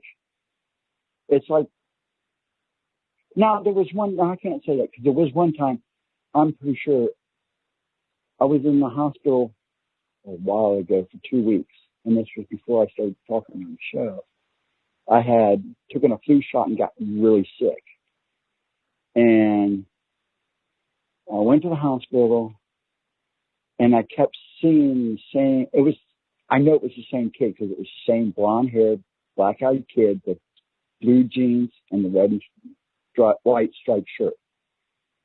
And he always had one hand like a fisted. He would stand with one hand straight and one hand fisted. I don't know why that sticks in my head, but it does. But I had seen him a couple times during that stay, and it was always him standing out of other people's room. By the end of the stay, I started to realize maybe it knows I am watching it, because it would kind of glance over its shoulder. It would turn and kind of look at me, then turn back. This is the same one that smiled at me and gave me the creepiest feeling ever. I wasn't scared. It just kind of creeped me out. That one, I'm pretty sure, and I know it's the same kid because he always stands the same way. One hand flat, one hand in the fist, and he always kind of stands direct. And when he walks kind of stiff. You know what I'm saying? Mm-hmm. He don't really bend his knees a whole lot. It's kind of straight leg when he walks. It's strange. But that one I know I've seen a couple times. I don't know. I think that time it knew I was watching him the whole time. But the other times I've seen him, I don't know if he noticed I was there or if he knew I was there. So I don't get that. I mean, you do. It's hard to explain. It's weird. It's like the shadow people. There are times I see them, and I know they don't see me. And that reminds me, on Seth, the last show, I do have some information I will post on Discord for him. Okay. And I'm still looking for the picture I drew when I saw the one I saw. But like I said, the one I saw it was a shadow figure, and it just had a face. And I only saw a side view of it. I know it didn't see me, but I definitely saw it. But see, that's the thing with the shadow people. Sometimes I see them, and I know most of the time they don't see me. Now, there's been a couple of times I know they've seen me because it seems like they have taken a step toward me, and then they would immediately step back and go back to doing what they're doing. I don't know if it was a scare tactic to me, felt like they were trying to scare me off. The only one that I've ever known to know that I'm watching it has been the Hat Men that I've seen. Now, they know you're watching them. They know when somebody's watching them for some reason. And they creep me out, too. They don't scare me, but they definitely creep me out. I'd like to go back and talk about that grass man that you seen. Did you smell anything about that thing when you saw it that evening? Or was it? No, I didn't smell anything. Okay. Which is weird because I have allergies anyway. So some days I can smell, sometimes I don't. But it was a good night. So if the wind was blowing my way, I probably would have smelled him. But no, I didn't smell him. I heard him more than anything. And he was being rather loud. I don't even think I won't say he, but I don't think it knew I was on the porch. I didn't have the porch light on. I only had, there's like a floodlight on the one corner of the house. That was the only thing on. So I was sitting in dark, but the yard was lit up and the tree line was up. You get what I'm saying? Because then it comes on automatically. You have no control of turning it on or off. And that's how I saw it. I heard it to the right of me. I heard a lot of noise, and I swear it sounded like a buck. That's what I figured. It was a deer, a group of deer. But I kept hearing like branches break, like something was breaking branches. I'm like, okay. And then I saw the movement. I saw it go behind a big old oak tree, it looked like. So I stood up and started down the steps. And that's when it came out from behind a tree.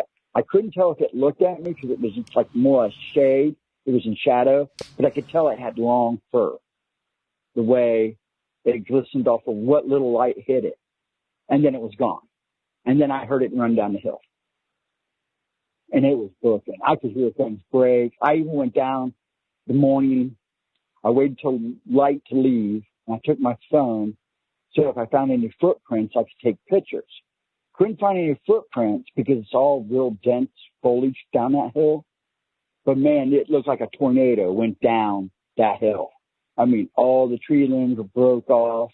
I tried to get a good picture of it, but I couldn't get a good picture of it. But I'm going to try to post it anyways. But it literally looked like a small tornado went down the hill. I mean, you could see where branches just like he ran, whatever it was, ran down that hill full speed and just ripped everything out of its way. But I could see the ground move, but the way the leaves were all tossed and the dirt and the grass and the overgrown was all mushed down. Anybody could, that could have been a big old buck or, a group of deer. So I said, screw it, I ain't taking a picture of that because I'll just get laughed at. That's weird. When's the next time you're going to go back up to that cabin? Or down to the cabin? It's down south of me. Yeah, it's down actually it's just outside of Logan, Ohio. So just north of Athens. Mm-hmm. I probably won't go back down. It was nice. See, what happened was I have friends that own one of those little cabin. They own like 3 or 4 cabins down there, and they rent them out during the summer and all that to families. And a friend of mine had told them I was getting ready to go back in the hospital again, and I hadn't been sleeping. Well, they called and offered me to take a cabin for 2 weeks for $200, and I couldn't beat that. So that's why I went. Down, just food to eat and some clothes. So. Well, if you ever do make your way back down there, I suggest if you feel up to it, go out where you saw that grass man and look around and see if you see any kind of remnants of it visiting. Yes, I'm going to, because I was really bummed because when I went, I was kind of rushing to leave, but I really wanted to see if I could get find footprints. But like I said, it's going down a hill. There was a lot, this is still summer here, a lot of green vegetation going down that hill. A lot of moss. I mean, you couldn't really tell. You could tell that there was like, what do they call it, a game trail that went across at an angle down the hill. But the path that it tore up, went straight down. And then there's a small creek at the bottom of it. And then it goes back up another hill, not as steep as the one that you come down to cross the creek. I looked. I went all the way down to the creek, couldn't find anything. I even looked for hair. I'm going to be all scientific about this before I leave. I couldn't find crap. And I felt stupid because I'm going, maybe I didn't see anything. But I know I saw something. And I was happy because, like I said, that was one thing I always wanted to see. Next to being on Skinwalker Ranch. I don't know if I'd want to go here. It's me, but I know enough people, and I believe them without a shadow of a doubt. Why in the hell would I want to go out to Skinwalker Ranch to see these things? I know they're there. I have no problem believing they're there. But that's one of the things I see everybody having this awe and hey, I've got to see this kind of deal. I've got to have this encounter. Well, I've talked to a bunch of people that I absolutely believe. I know there's a bunch of fakes out there, but why in the hell would you want to go out to see these things? Well, I've been drawn ever since I was in my teens and heard about the place. Me and Dad used to talk about it all the time. My father, when I was young, the first book he ever handed me next to the Bible was Chariots of the Gods. That was the first paranormal UFO book I ever read, was Chariots of the Gods, because he goes, you might like this, read this.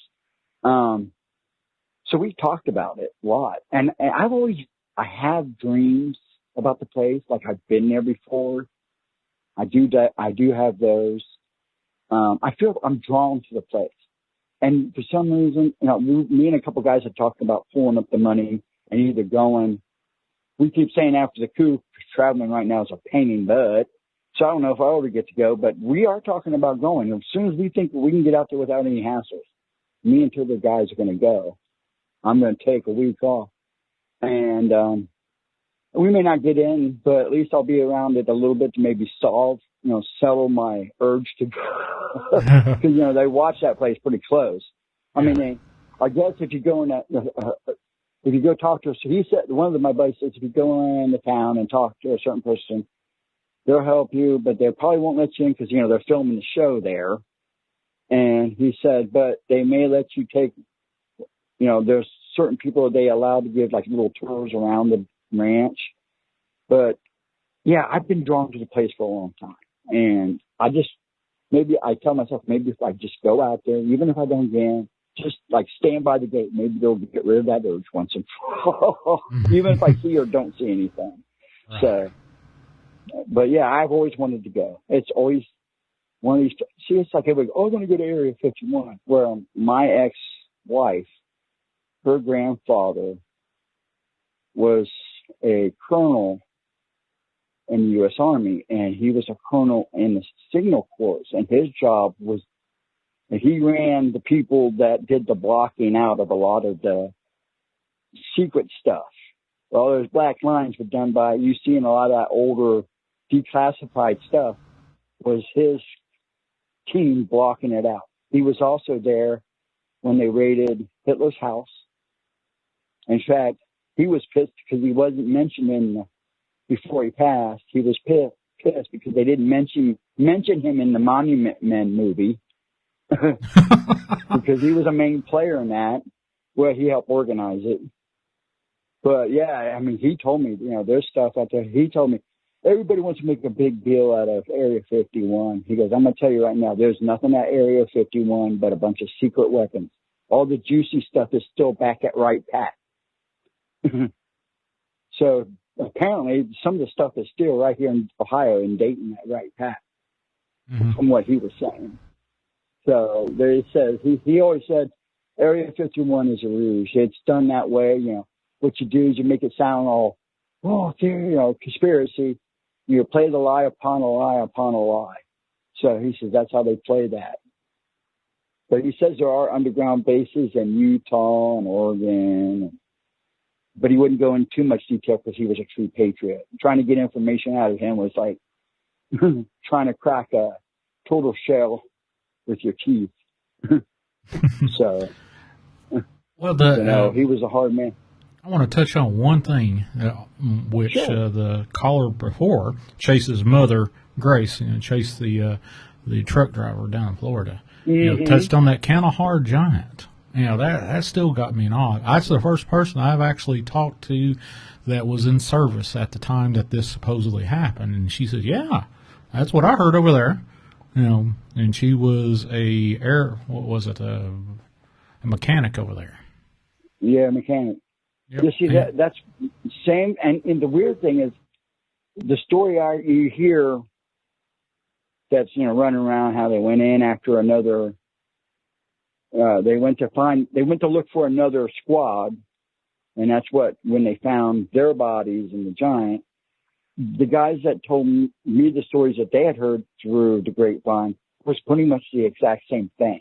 And I'm like, all these stories seem to be almost right on the nose with each other. So you got to think there's got to be something to this. The one friend of mine told me that the guy he talked to said he was there when they airlifted it out, when the government came and took it and airlifted it out. And I'm saying, you sure? And he goes, yeah, I watched them leave. They left in a big old, they loaded up this big old thing covered up into a helicopter and they were gone. And it was like an all black helicopter, no signias, no nothing. Is what he told me. And I wonder where those bodies went to. Did they go back to Wright Pat or somewhere else, some place like in Germany? They have places everywhere.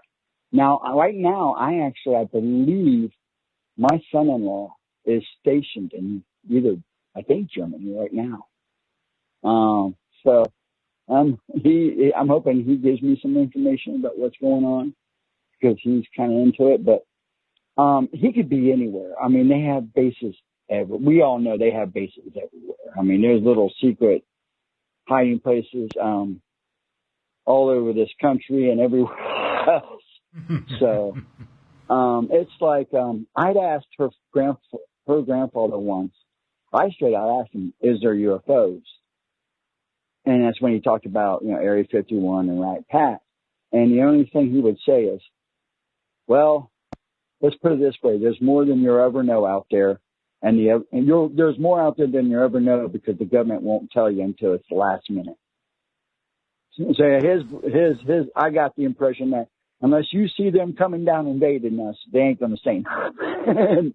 Pretty much. You can look at the crap that's hit the news in the last couple of weeks. All that stuff. Yeah.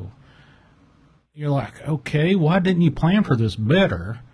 But now we know, why didn't you plan for this better? Better. Well, and I don't think a lot of people realize, how many near-Earth comments we've had in the last probably 2 years? And they don't say and some of these were literally in between us and the moon. And they would say the next day, "Oh, we discovered this big, huge rock, but it's already gone by us."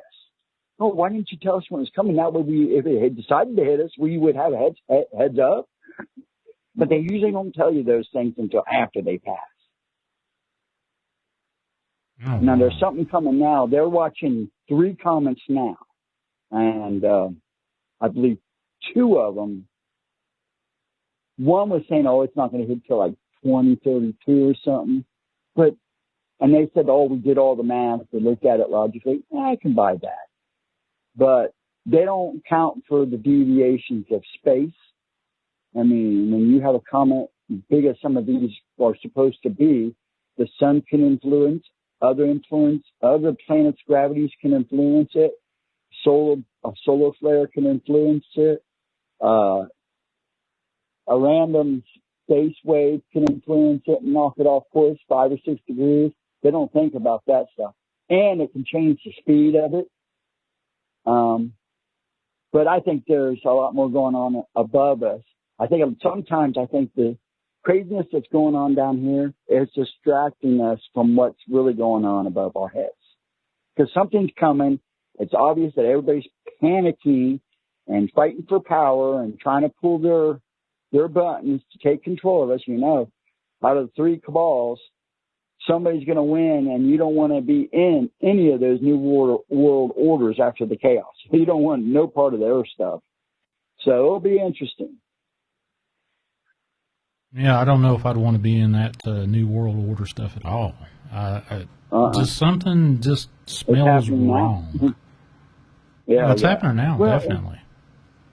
That's like the phenomenon. Have you heard about the waving leaf phenomenon? Let's say that one more time. It's called the waving leaf phenomenon. And what it is people are finding these leaves, just like one branch in a tree, radically wave. You can pull it up in YouTube. If I can find a video, I'll put it in the Discord. Mr. MBB's been doing a big thing about it because a lot of people are sending videos of him. It's like a single branch in a tree, or like a leaf coming out of a flower, and that one leaf is the only thing waving radically back and forth. It's like it's waving at you, and nothing else around it's moving. You think, oh, it's the wind, but why is that the only one moving? Oh, it's freaky. Where this has been, a lot of people are just now noticing it now. I'm finding out this has been going on and off now for about 2 years, that people are catching these videos of this strangeness happening. That's like they're also noticing that squirrel, well, I think a lot of it has to do too, but like the smaller animals are actually coming to people for help. I've seen a lot of videos where squirrels are, coming up to people drinking water and acting like they're begging for a drink. I've seen coons do it in real life. I've seen deer literally, we have deer, they literally come up every night. And now they're becoming up more aggressive about eating everything. So, in the cemetery, there's all kinds of flowers because they don't allow plastic flowers or anything in the cemetery. So that's all, natural stuff. But it's like something is pushing them out of the woods. I mean, there are days you actually come up the street, you get up in the morning, and they're still standing in the street. They haven't gone back to the woods. Mm-hmm. And it's like something's pushing them out into open. They're not so scared of being in front. It's weird. And I'm seeing it everywhere. So something's up. Something is coming. All the signs are there. Between the crazy politics and us trying to be locked down and them trying to give everybody shots that we don't want to get into that because they will cut you off if somebody says, hey, man, you better listen to this. I've seen it happen. Yeah, you can't. I've seen it happen on streams. Oh, before this even got to be what it is worldwide, about a year before, I had a stream and we talked about this subject, not particularly the Colt 45 because it wasn't named a Colt 45 by then. It wasn't even Wuhan. Right. Nothing associated. And my stream got shut down not only on YouTube, but it got shut down on Paranormal Radio app. The only thing that was in existence was my Skype. And the folks that had called in, I think I had 2 people on at the same time talking about the same thing. And it was just... Oh, that's messed up. Yeah. That's messed up. Okay, are we supposed to be able to talk about whatever we want to? I can see some of the stuff you don't need to talk about, but Right. but this was even before it got sensitive. This was before if you wear a mask out in public, you kind of got scoffed at. Why are you doing that? Yeah. This is way before the nonsense took hold. And the silly thing is, now it's just as bad because they're not just giving people a hard time about talking about the Colt 45. They're also giving people a hard time talking about the Biden administration. I watched a streamer get cut off because they were talking about what was going on in Afghanistan. And he was a small streamer. There was only like maybe 30 of us in a stream, and they shut him down. I just happened upon him by chance. Oh, he's talking about interesting stuff. I mean, they were getting serious, the whole plan of him. And I'm going, I want to get in here and see how long this will last. And I went in the stream maybe a half hour before all of a sudden it was gone. I mean, it was just gone. There's a lot of stuff that you just can't touch on. You even talk about Colt 45. If you say the word in the right particular words follow it, you're down. That's it. Oh, yeah. Hey, Dark Waters in the chat. Hey, buddy, what's going on? But there's a lot of stuff you just can't get into, and But I was going to say, if there's anything you want to ask me about any of the craziness I've seen, Well, when was the first time you saw these black entities, these shadow entities, as you call them? The first time I saw them and can remember was kindergarten. In fact, it was at school. And then I'd seen them on and off. My mom said when I was little, I used to play out in the backyard by myself because out of 4 boys, I was the one that enjoyed playing as G.I. Joes and all that stuff by himself. So I always played out in the backyard when I was a kid. Even when I was a baby, she would just set me out there and she would sit on the porch and I would just play. And she said that I would stop doing what I was playing with and just sit. Well, my house is 3 houses away from the cemetery. My backyard, if you sit in my backyard and look west, you're literally looking right into the cemetery.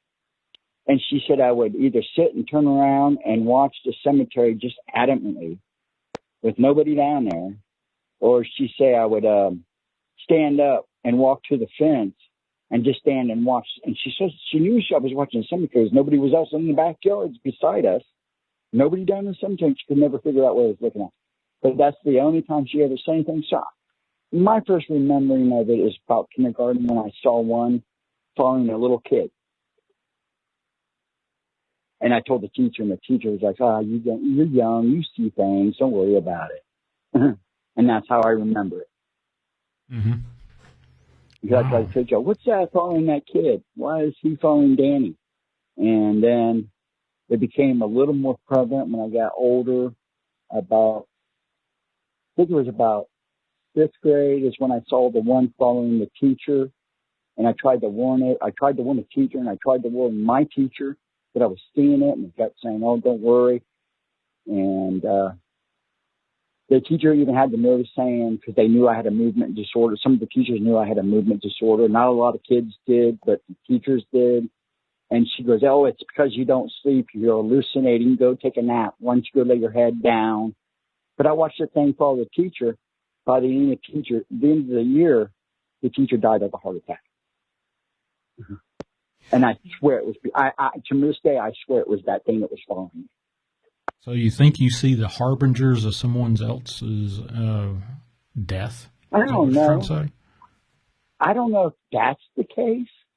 Maybe I just saw the demon that was particularly following him, and it's all in shadow form. Now, there's times that I see them when I was younger, and I know they didn't see me, but I would watch them. I'd often see them in stores when I would go to the store with my parents and make a comment to Mom, why is that thing following them? Or we were at the zoo when we were younger in school, and this was a weird one.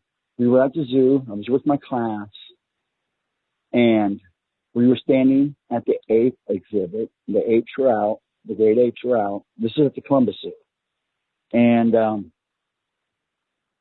there was a train. One of the caretakers was standing off to the side. I can see him. And standing right beside him was this shadow entity. And the weird thing was the monkey kept rushing the glass, but it wasn't rushing the caretaker. It was rushing the entity. I know that's what it was doing. I mean, and the caretaker actually stopped the monkey and actually took him in. And I'm wondering if the ape or the gorilla was seeing what I was seeing and was trying to chase it off, because it was standing right beside that guy. And that gorilla was freaking out. So they had to coach him back into the back, into the enclosure away from the other gorilla, because he was freaking out. Now that one that stuck with me. Mm-hmm. And when he left to go take get help to get him inside, because it was kind of freaking out some of the people, it followed him. So I wonder what happened on the other side, because he was freaking out. He was rushing the glass. I mean, it was weird. It was obvious. And I thought the guy thinks it was rushing him, but it was obvious because I was close enough to tell that he was standing in one place and this thing was standing right beside me. And it was hitting the glass right beside me. So did you just sense this entity, or did you see this entity that this? I saw it. Okay. I saw it, and that's the thing. Those things I see. Now I hear stuff too. I hear a lot of stuff in the hospital. A lot of the stuff I hear in hospitals around, and I hear it in places where there's people, but it's distinctly not coming from the people. And it's usually like conversations. Like the first time I was in the hospital a while ago, I told you about me and a nurse hearing somebody talking out in the hallway, and it looked like they kept peeking in the door, and she actually had to get up and look. And that's what we were hearing. It was like a conversation, but you couldn't make out anything it was saying. But it was loud. Well, that'd be like laughter. Did you hear that story that Miss T told? Miss T's told it once on my show about a year or two ago. I probably missed it. You probably missed it. But when she come and paid me a visit, she woke me up in the middle of the night saying there's two women out in the hallway whispering, having a conversation. And I said, don't worry about it. It's not going to be, it's not going to bother you. And I went back to sleep. And she woke me up a little bit later. There's two women out in the hallway having a conversation. And she was adamant about that.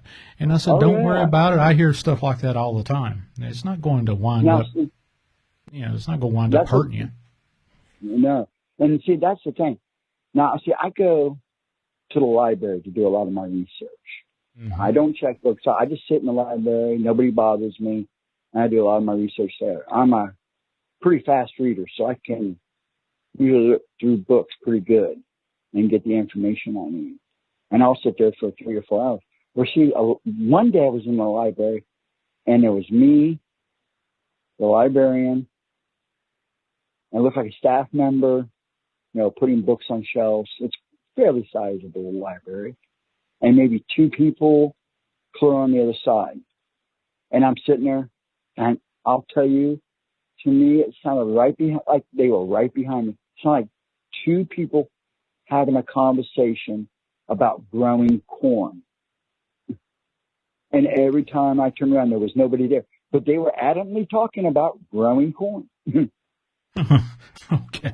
And I could never figure out who it was, where it was coming from, but it was weird. Christy Woodington's an old farm town. That's a lot of corn. We've got the river, a lot of watermelon and stuff like that. So, but yeah, it was weird. There's a place in downtown Worthington called the Orange Johnson House. And I don't think it's any relation to the hotel chain, but he was one of the founders of Worthington. And the building still stands. And it's an old brick house building.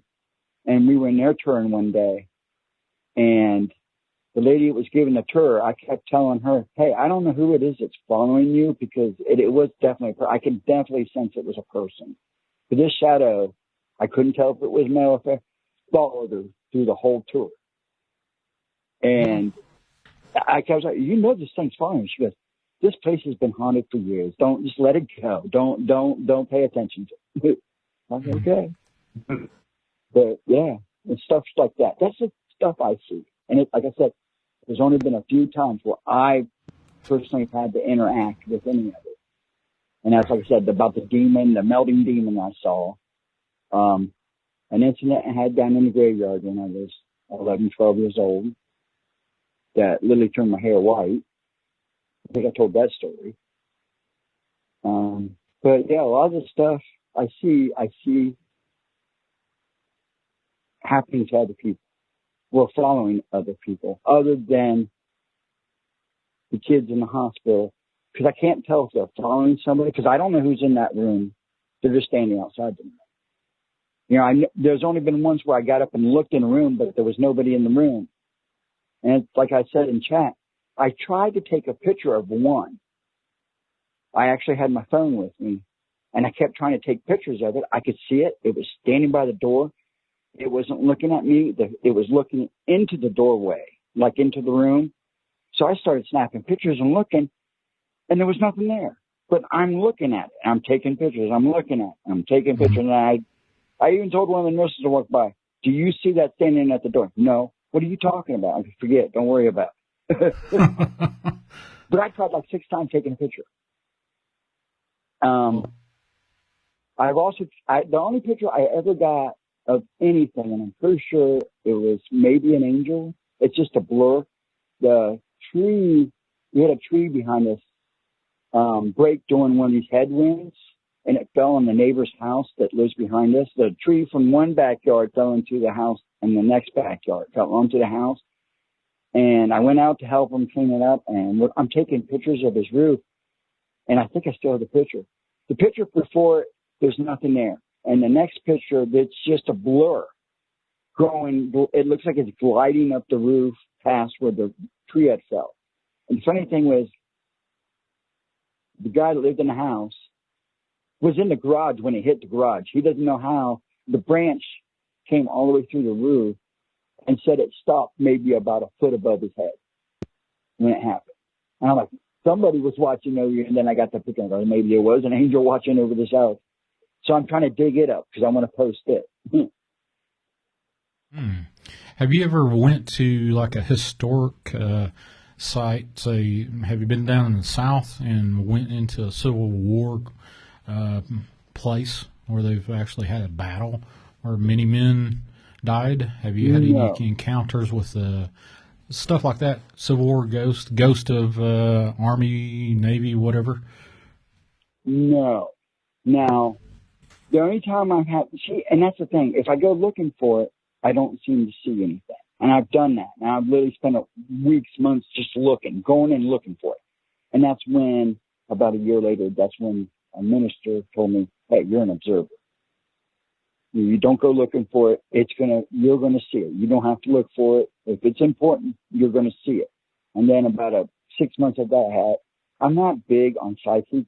I get them because I don't consider myself psychic, or I just see strange things happen to me. That's the way I look at it.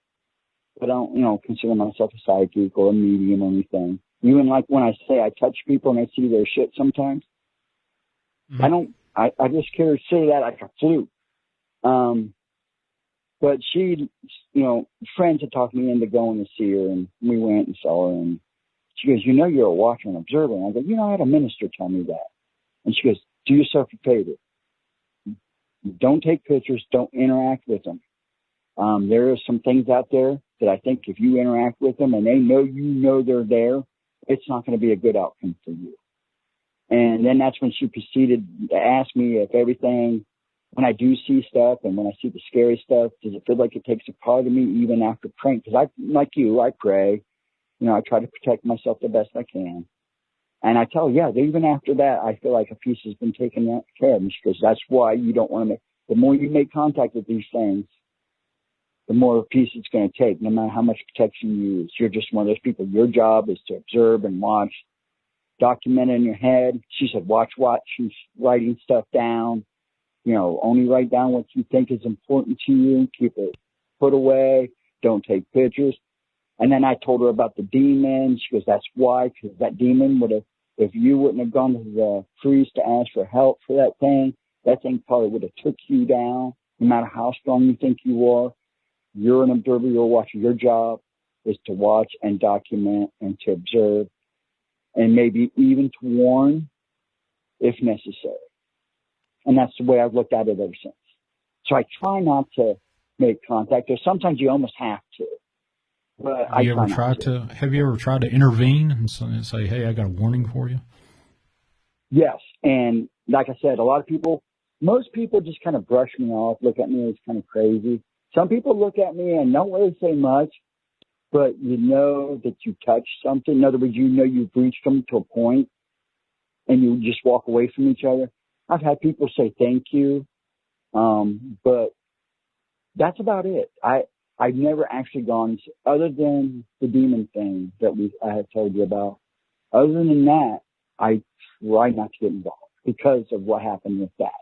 Because it freaked me out. That was probably one of the most scariest moments in my life. Because when I tried to take it on by myself, I knew that it was going to rip my soul out. I just knew if I kept messing with this thing, it was going to rip my soul out. So that's when I went and got the priest. And it was obvious this thing was really, really bad. But it messed with the priest too. In fact, he's still preaching, but he won't do that stuff anymore now. Well, any kind of a priest or preacher that actually intervenes on behalf of a tormented one or a possessed one, they age, and they say that part of their soul is taken in the intervention. Yeah.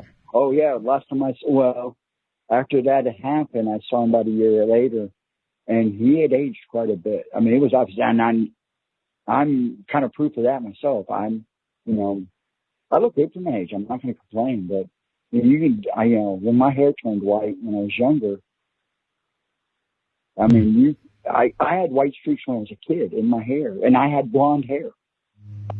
When the white finally faded away and the dirty blonde still come back in, I literally still had gray streaks in my hair. When I'd grow a beard, I'd have snow white streaks in my beard. And as I got older, growing my beard, it just turned white with a little bit of speckled, like dirty blonde in it.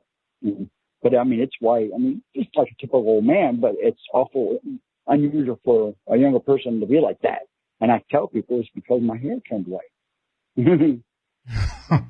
Wow. Well, Dragon ZW, I appreciate it. Let somebody else call.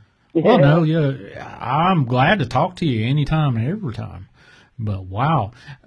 I can tell you this, since I've been doing this radio show podcast, I've gotten a lot more gray in my hair. I can't tell you if it's the clock ticked over to 51 or boom, hey, Shawn, you got gray hair coming and smacked me upside the head. But, I've got more gray in my beard, a lot more gray.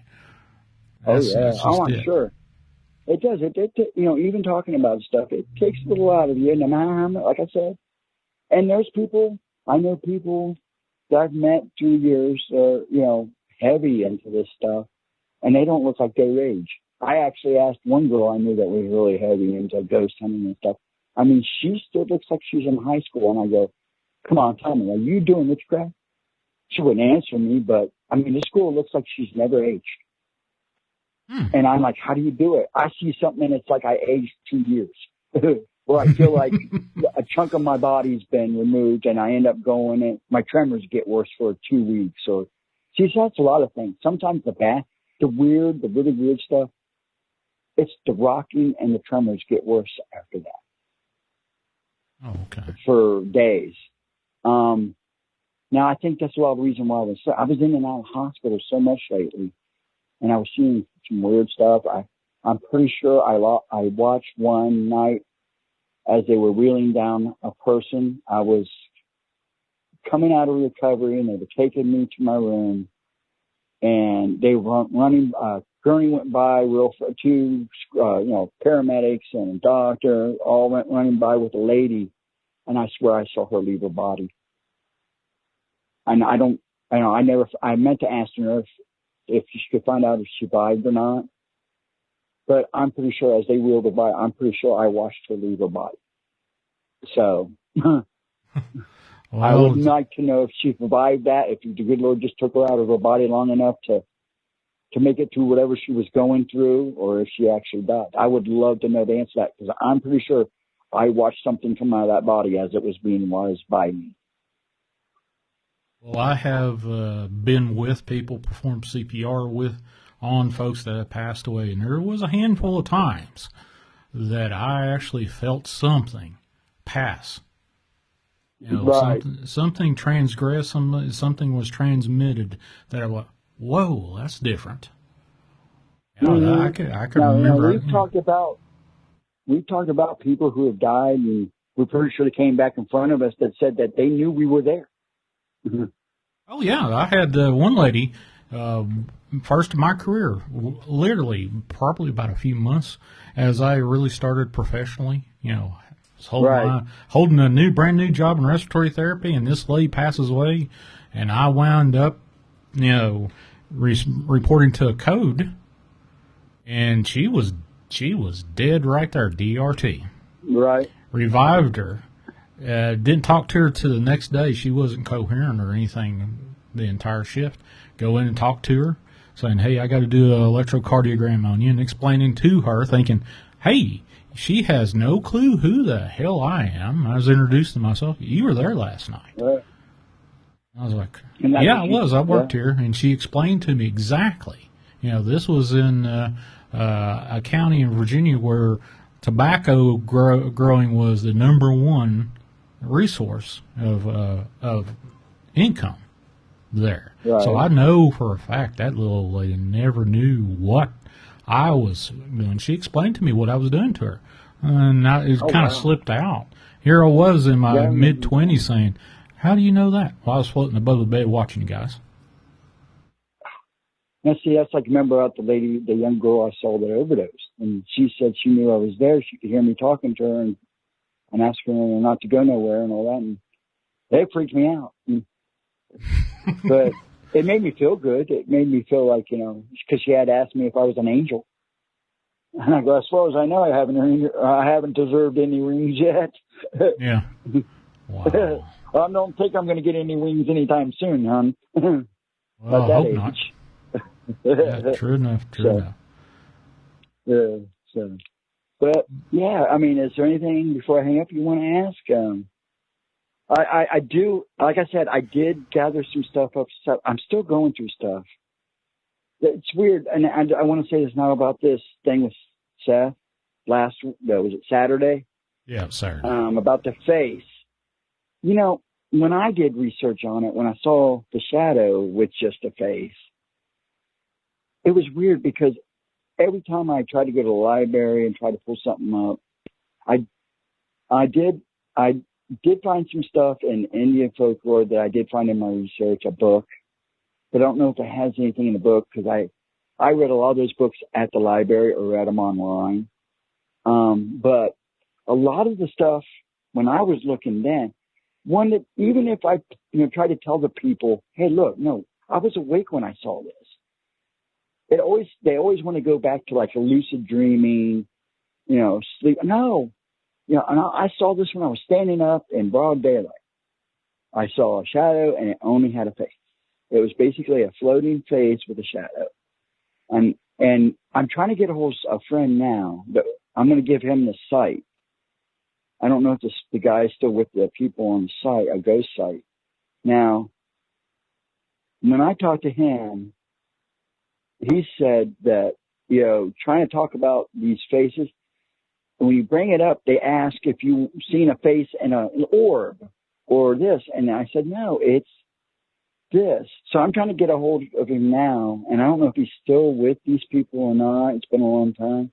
Mm-hmm. Because what Seth saw is freaky. And I don't know if it was something that was really trying to help him or something that was trying to, save him for itself, and it was trying to keep the shadow entities away because it wanted it for himself. But the way he talked, it sounded like it was trying to protect him. What kind of entity or deity was this? Was this an elemental? Was this something, that we haven't? So I couldn't find information about what I had saw, and I started looking for him, and it kept taking me back to the sleep paralysis, lucid dreaming. Astral projection is not a lucid dreaming, in my eyes. The astral projection is giving yourself the ability to leave your body and go anywhere you want, pretty much. In lucid dreaming, you're literally in a dream where you have control, and sometimes you may not have control. I don't know. I've had vivid dreams. I've had dreams where I see things that may come or may not come, like prophetic dreams. I wouldn't even call them that. It's like dreams that I'm like, is this going to happen? I wake up and I have to write them down. Now that sometimes I do write down my dreams because they're so. I wake up like, this was profound. Why did I have this dream? Like I keep having a dream of the United States being split in half with a big river running down the middle of it. I keep having that dream. You're not the first person who's told me that. Yeah. I keep having this dream where I'm looking at a map, and the map has got the United States split, and from the Great Lakes to the Gulf is a big river. I'm assuming it's the Mississippi. And it's like bigger than the Nile, going right down the middle of the states, and the country is literally split in half. Like it split in half, and Canada was still somewhat attached to it. It's weird. It's a weird dream. I don't get to see anything that made that happen, but I keep seeing that. I see that dream off and on when I do sleep. Right. I wonder if that's why I don't sleep. I don't know. So, I have woke up in the middle of a dream, inside the dream. It never occurred to me, never happened to me until after I had my near-death experience. And it doesn't happen to me every time I dream. But if when I wake up in the middle of a dream and I realize, hey, I got two legs instead of just one and a nub, then I say, hey, this is a dream. And it's an odd sensation to wake up inside of a dream. It's a weird sensation. Yeah, definitely. And then be woke up again, and you're like, wait, what just happened? I was already awake. There has been some I've sat up in bed and go, wait a minute, I was just up.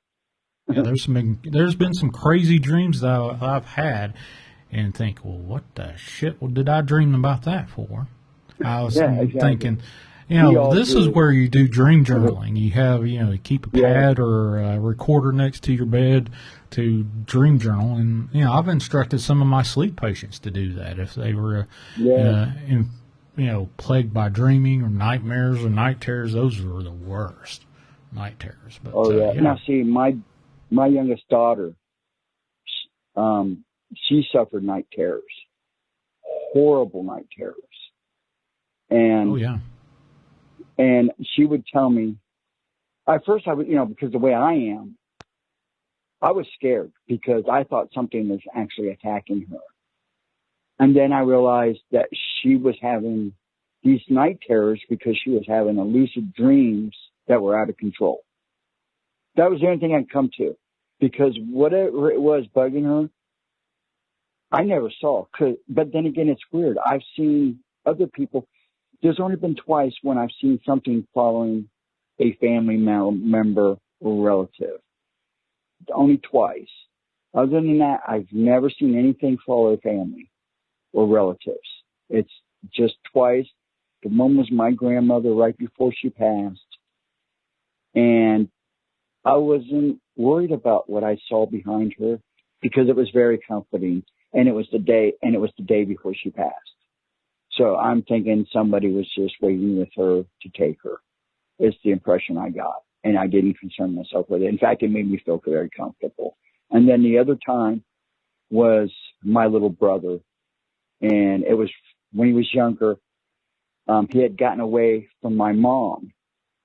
And he had wandered down. He was about 6. He got away from my mom and headed down to the cemetery. I was playing in the front yard, and I'm like, later, dude, we are little brothers. And I said, I hope you don't get in trouble. Mom's going to nail you, bud. You're booking down here. You're only 6-year-old. You better come back here. Well, next thing I know, Mom comes running out the door. He goes, where's Kevin? I go, he went down to the cemetery. I was going to chase him, but You know how he is. He's only 6 and he's already doing what he wants. And they couldn't find him and couldn't find him and couldn't find him. Well, 3 hours later, the caretaker, John, sends an officer up the top of the street because the officers used the cemetery as kind of a break at night. They'd go down there and sit down by the maintenance shop and drink coffee and kind of take a break. And they'd also watch the cemetery down there. Where apparently there was one down there, and John got him. And my little brother had fallen into an open grave that they were getting ready to do a funeral. And he fell in the grave. And that's why they couldn't find him. John said he was just sitting in the grave, crying. Mm-hmm. And I'm like, holy shit. Well, anyways, that night I saw something following him. I heard him in his bedroom because we didn't, at the time, my 2 older brothers gone, so we finally got our own bedrooms. When we were young, it was nice to have your own bedroom. And I could hear him in the bedroom talking to something, and then I never saw it again. So I don't know if he scared her away, because my little brother turned out to be a real piece of work, bless his heart. But maybe it did keep following him, and that's why he is the way he is today. Yeah, I don't know. But those are the only 2 times I've ever seen family members follow it, or something around them. Right. Other than that, it's always been strangers. Couple friends. I told one friend once he had gone on vacation. I think they went to Hawaii and they came back, and this little shadow was following him everywhere. And finally, I told him, I said, do you know there's something following you this little? And I go, why would I know that? How would I know that? You're the one that sees the crazy shit. Why didn't you tell me sooner? And I laughed, and I go, I don't think it's bothering you. I just think it's following you around. And he said, okay, I'll just keep my eyes peeled and watch for something strange. Because he said nothing strange was going on around at home. You know, so I didn't say nothing for a couple of days. And he came over one night, and I said, you know, it's still following you? He goes, yeah, it's now tapping on doors. I said, I don't get rid of things for people because I don't have any luck with that. I just see them. I said, I gave him a couple names, and he called back a couple weeks later and said that it's gone. I don't know. He doesn't know what it was, what it could have been, but he thinks it came back with him from Hawaii. Oh, wow. Yeah, this stuff kind of attaches to you. When you talk about the other side and the entities on the other side, you know, space and time means absolutely nothing to them. Oh, totally agree. Yeah, you know, one moment is like a day's like an hour, is like a year to them. They don't care. In time and space, they could be in Hawaii 1 second and behind me in the next. So that's nothing, no stretch of imagination for me to look at. So right.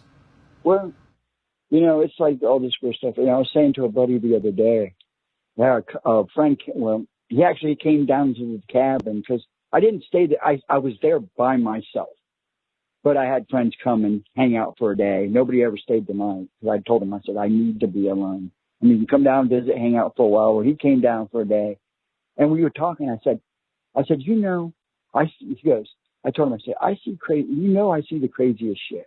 You've heard me stand. He worked with me at Bonanza, and I'd tell him that customer's got something following them. And then a couple of days later, I'd say, oh, that group of people has something with them. And he would laugh. He goes, why don't you go tell him? I go, yeah, you got to tell somebody at dinner, hey, you know you got something following you guys. I said, I don't want to lose my job because they come up to you and bitch, pardon my mouth. So I don't say nothing. But he would get a kick out of it because I would outright point. Well, that person's got something. That person's got something really weird following them.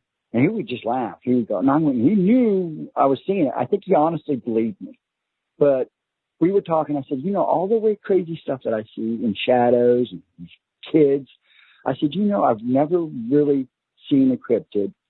And even, I told him this was you know, just a while ago. And I said, even with the stuff, even with Greg, and I think that day in Logan when we saw, because I wasn't far from where we were at when we saw either the dog man or the werewolf we saw that night. Remember I told you about him taking a picture? Mm-hmm. And he wouldn't show it to anybody. We all took pictures, and his was the only one that came out, and he wouldn't show anybody. Yeah, he did trash the phone. He threw away the phone. He won't even discuss it. He won't even talk to me anymore. And I said, if I had just seen that picture, then I could have honestly said I'd seen a cryptid. But from what Jeff said, it looked like a female werewolf. He said he said it looked like something from The Howling, but it had boobs. And that's exactly the way he described it. But anyways, and then he leaves, and then Sunday I finally I'm hoping that's what I saw. I'm really hoping I saw a grass man, because that would have made my day. Sounds like it did make you day. Because I can't honestly say, because like I said, I couldn't get close enough to really, I mean, it was obviously it was hairy, but I'm trying to convince myself that I did see it. That's what I saw. But deep in my mind, I'm still going, this could have been a billion other things. I know, because I do question what I see sometimes. I don't have a problem questioning what I see. Did I really see that? I mean, there are things that I see that I'm like, did I really see this? Wait a minute. I haven't had sleep for a couple of days. This is my mind playing tricks on me. And then I'd get confirmation in one form or another that I did see it. So. Oh, wow. Well, I'm gabbing. Yeah, you're gabbing. But I told you I'd call. I promise. Yeah, I appreciate you calling, Dragon. I'm gonna have to take a quick break myself, but I'll be right back, and we'll do a little extra. No, go ahead. I'm gonna let other people call, and right. I need to take a break. I'm starting to shake actually, and get a little bit of tremors here, pacing around in my other room because I'm away from I got away from the computer so I can talk and not be bugged too much. But yeah, I'm getting to my point, so I better let you go. All right, brother. And hi, everybody. I'll see you back in chat. And no problem, Shawn. And like I said, you can always, you got my number. Oh, yeah. Somewhere. If you ever need anything or have questions, let me know. All right, brother. You take care, and God bless you. All right. And God bless you, too, bro. You take care of yourself, too. Bye, everybody. Bye. All right, folks. That was Dragon ZW, and I'm going to have to take a quick little break, but I'll be right back. And holy cow, can you believe that? It's been 2 hours. 2 hours. Have you ever seen 2 hours go by that quick? But yeah, so anyway, folks, give me just about a minute, maybe less, but I'll be right back, and we'll continue this unscreened open lines on Chasing Truth Shawn G YouTube channel, Dark Waters Radio over on the Paranormal Radio app. In his channel over there. And I saw DW in the chat there, Bass. Hey, buddy. Thanks for accepting that wrench there, Big John, the one-man band. Yeah, the coffee's got me there, one-man band. I'm going to have to take just a quick break, but I'll be right back.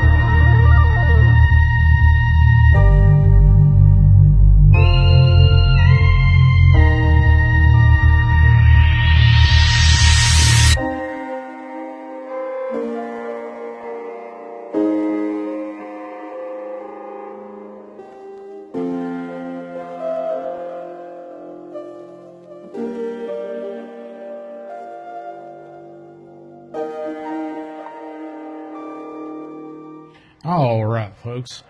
Thank you for waiting there for just a second. Let me turn this music down here.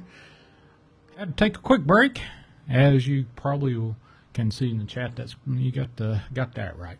But holy cow, 2 hours! 2 hours just went by just like that, and the medium dark roast did catch up on me. So just to let you know. And I'm back, and we're back at it. Let me turn off this message right there. Thank you to Dragon ZW for that last call. Holy cow. And then Chase and his mother, Grace. Now, out of all the callers, I love everyone that calls in. But I've never talked to anybody that actually admitted to, hey, I did hear that Kandahar giant thing while I was on duty over in the Kandahar. That is just crazy. But, wow. Folks, this is Chasing the Truth. This is unscreened open lines, meaning, hey, you call that number, 931-994-6917. I'm going to be on for a few more minutes, not too much longer, but we'll see. What's up there, bad SOB? Please like, share, and subscribe to this podcast, this radio show, whatever you want to call it. And definitely hit those thumbs up. Looks like, hey, 64, wow. Impressive. Everybody says, hey, how can we just help you out? I've had that, can we donate or tip you? Which for years, which you can probably, oh, wait a minute, we got a caller automatically. Give me just a second.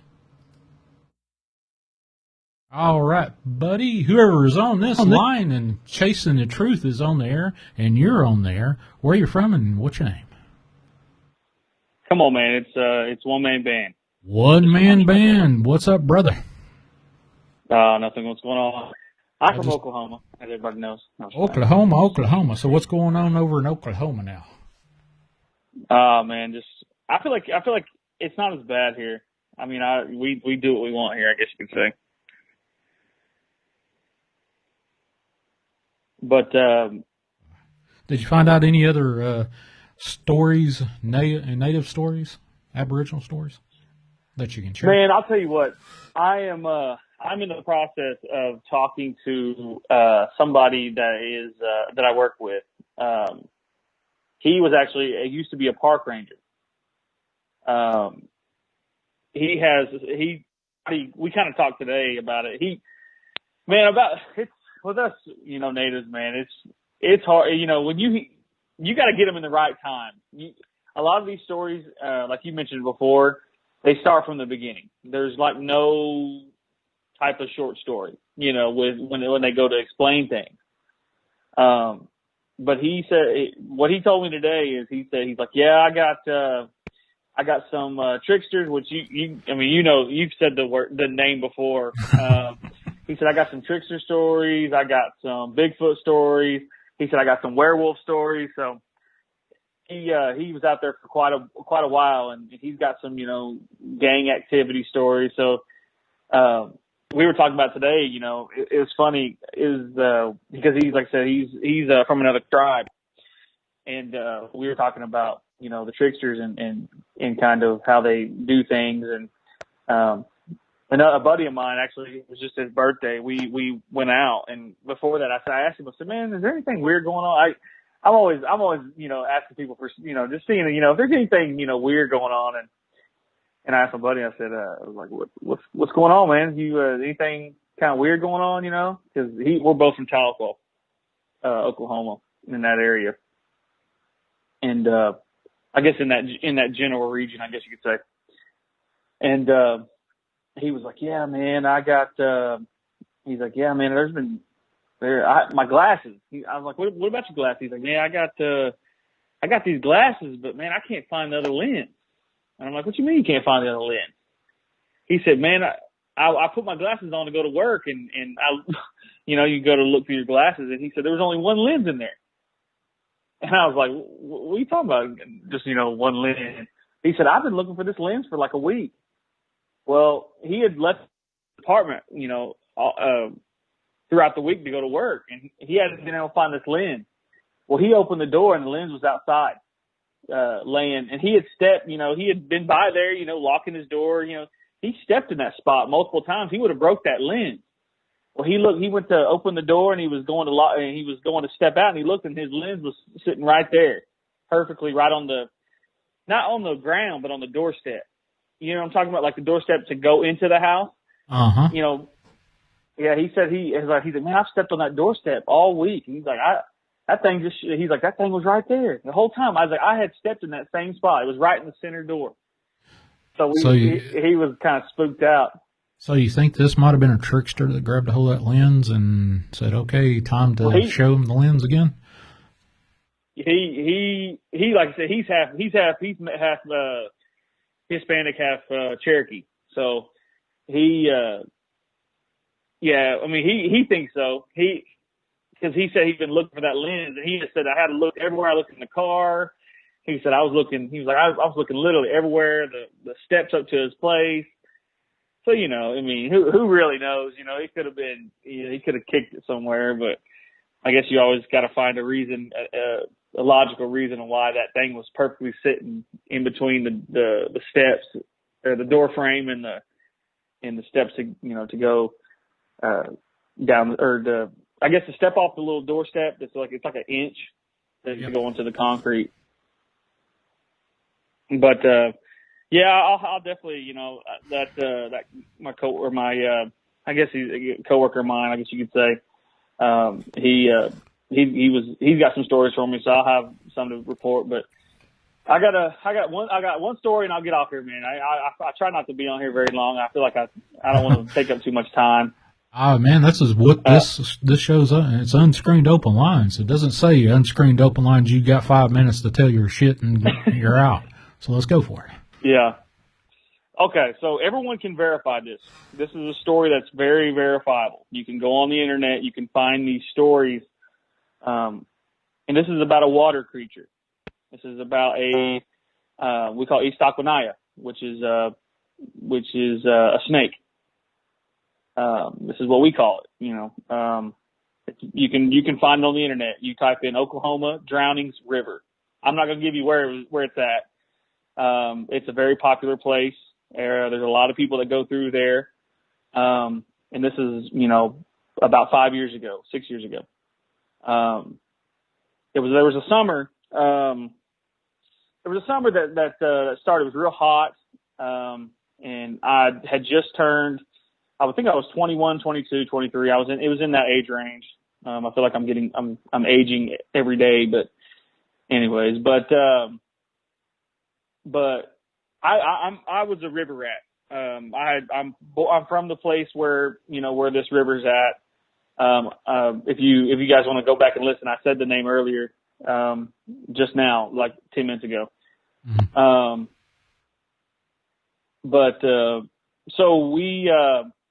I would go floating every weekend. Like I said, it's a popular place in Oklahoma. It's a major river. And, you can look up the 5 civilized tribes and you'll be able to find it pretty quickly. So back a couple of years ago, we were floating, and this is at the beginning of the summer. It had just rained. It had flooded the entire river, extremely bad. The river, they had pushed the river banks up. It had flooded the entire river banks where all these floating places were, and it was real bad. I'm sorry, I'm skipping ahead. I'm sorry. So before this river, when I started floating this river when I turned 21, I had been going to this river forever. The pollution was really bad. You had people, people do this, which I hate it. I usually try to dive in and save the can and get the can, but people sink their cans to go to the bottom of a river or a lake. So this creature, to give a backstory, and like I said, man, us natives, this is how we tell stories. Bear with me. So this creature had this beast, I guess you could say, or whatever, came with us from Alabama, Florida, all these places. It came with us on the Trail of Tears. And there's a lot of stories about that too as well. There's a Seminole story that I think I told a while back about that. So this thing is the protector of our waters, of our ponds, creeks, rivers, lakes. It protects that. Well, there was a lot of pollution going on in this river. Well, the summer that there was a lot of drownings that happened. Every weekend there was somebody that drowned on this river, and this is for a whole summer, 8 weeks. Weekends. There was personally, it kind of makes me sad because there was a few people that I've seen that I had passed on that river that I had seen before they drowned. I remember their faces. One of them was a little boy.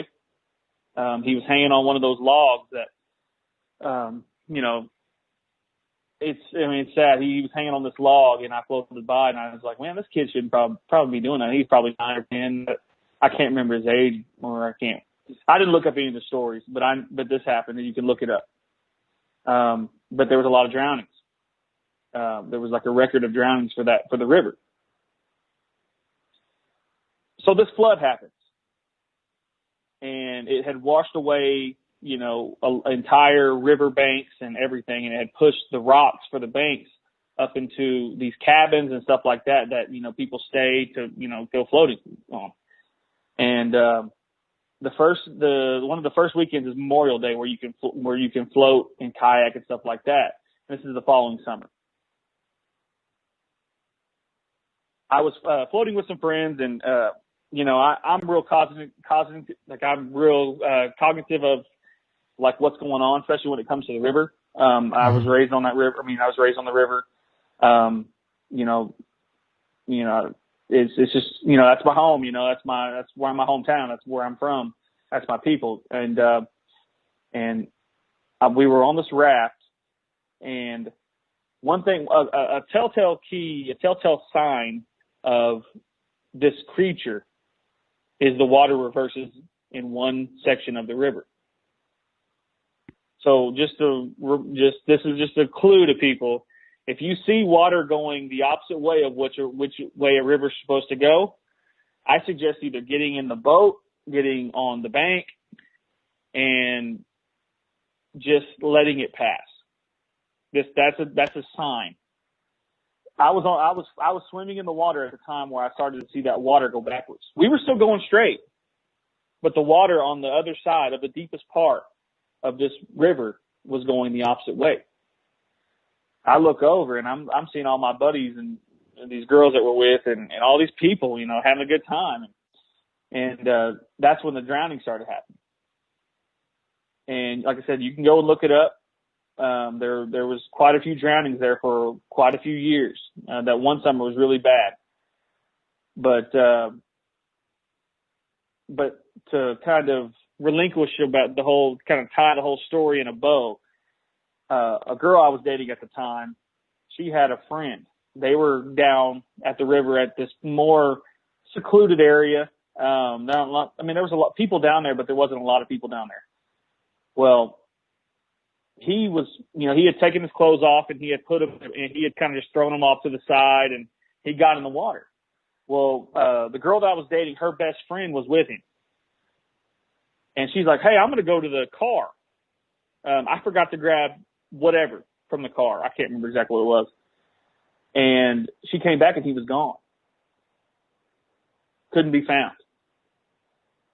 And she looked over, and his clothes were folded nice and neatly, from all the way from the pants, the shirt, and it was in order. Pants, shirt, socks, shoes, off to the side.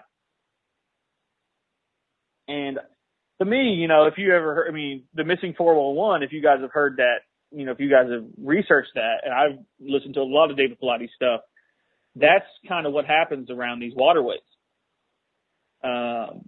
And like I said, that was around the time of the, that little flood that happened, and kind of, I would call it the cleansing of that river, to be honest with you. That's what I think it was.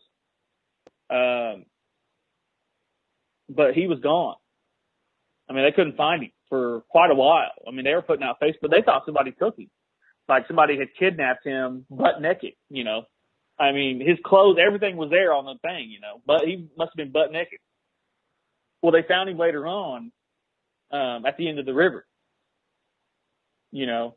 I don't know. I didn't look at the details of it. I just heard that they found him at the end of the river, kind of where the water was kind of not as strong, I guess, or not really strong, but the river's not that strong. It's just, there's kind of parts where it kind of gets narrow, and that's where they found him. And, you know, it's crazy because, I mean, I didn't know the guy, but, you know, it's kind of interesting of the way he was maybe taken, you know, especially with his clothes folded like that. I remember her saying that. So it was real weird. His clothes were folded, like he, you know, like they were just folded. And they said that the official cause of death was drowning, I think is what it was. But it's like I said, this is all researchable. You can find this on the internet. And so I guess really, I mean, to me personally, I think it was East Aquanaut. I think there's been stories, you know, from I've had family members that you know, that have had, you know, I guess it's really like, I guess family members, like ancestors, like not ancestors, but like people that, you know, great uncles and things like that. But I had an uncle that, you know, back in the day, medicine men used to get medicine from the snake. They play this song and sing this song, and this thing would come out of the water kind of like, you know, just like a dragon, you know, and it would just sway back and forth, and they'd take medicine off to, you know, do whatever with it, you know, to heal people. And this is, you know, here in the last 100 or maybe 50 years. But it's, you know, that it's kind of interesting, you know, when you look back, you know, I thought about this, you know, before I came on. I was like, man, that's interesting, you know, that he was taken like that. And then, you know, the little boy, I remember the little boy. He was a little blonde-headed boy. I will never forget it, you know. I saved a girl from drowning. She was pulled underwater. She doesn't know by what, but I had grabbed her hand. I was wondering why somebody's fingertips were at the bottom of or at the top of the water. I mean, I think really what it comes down to is it's just a lesson. You know, you got to take care of your stuff. You got to take care of your environment. I'm not a climate change guy. I'm not none of that stuff, but you know, you got to take care of the things you can control, you know? Right. Wow. So, moral of the story is don't get in the water that you don't know. Or if it's out there, don't get in there, huh?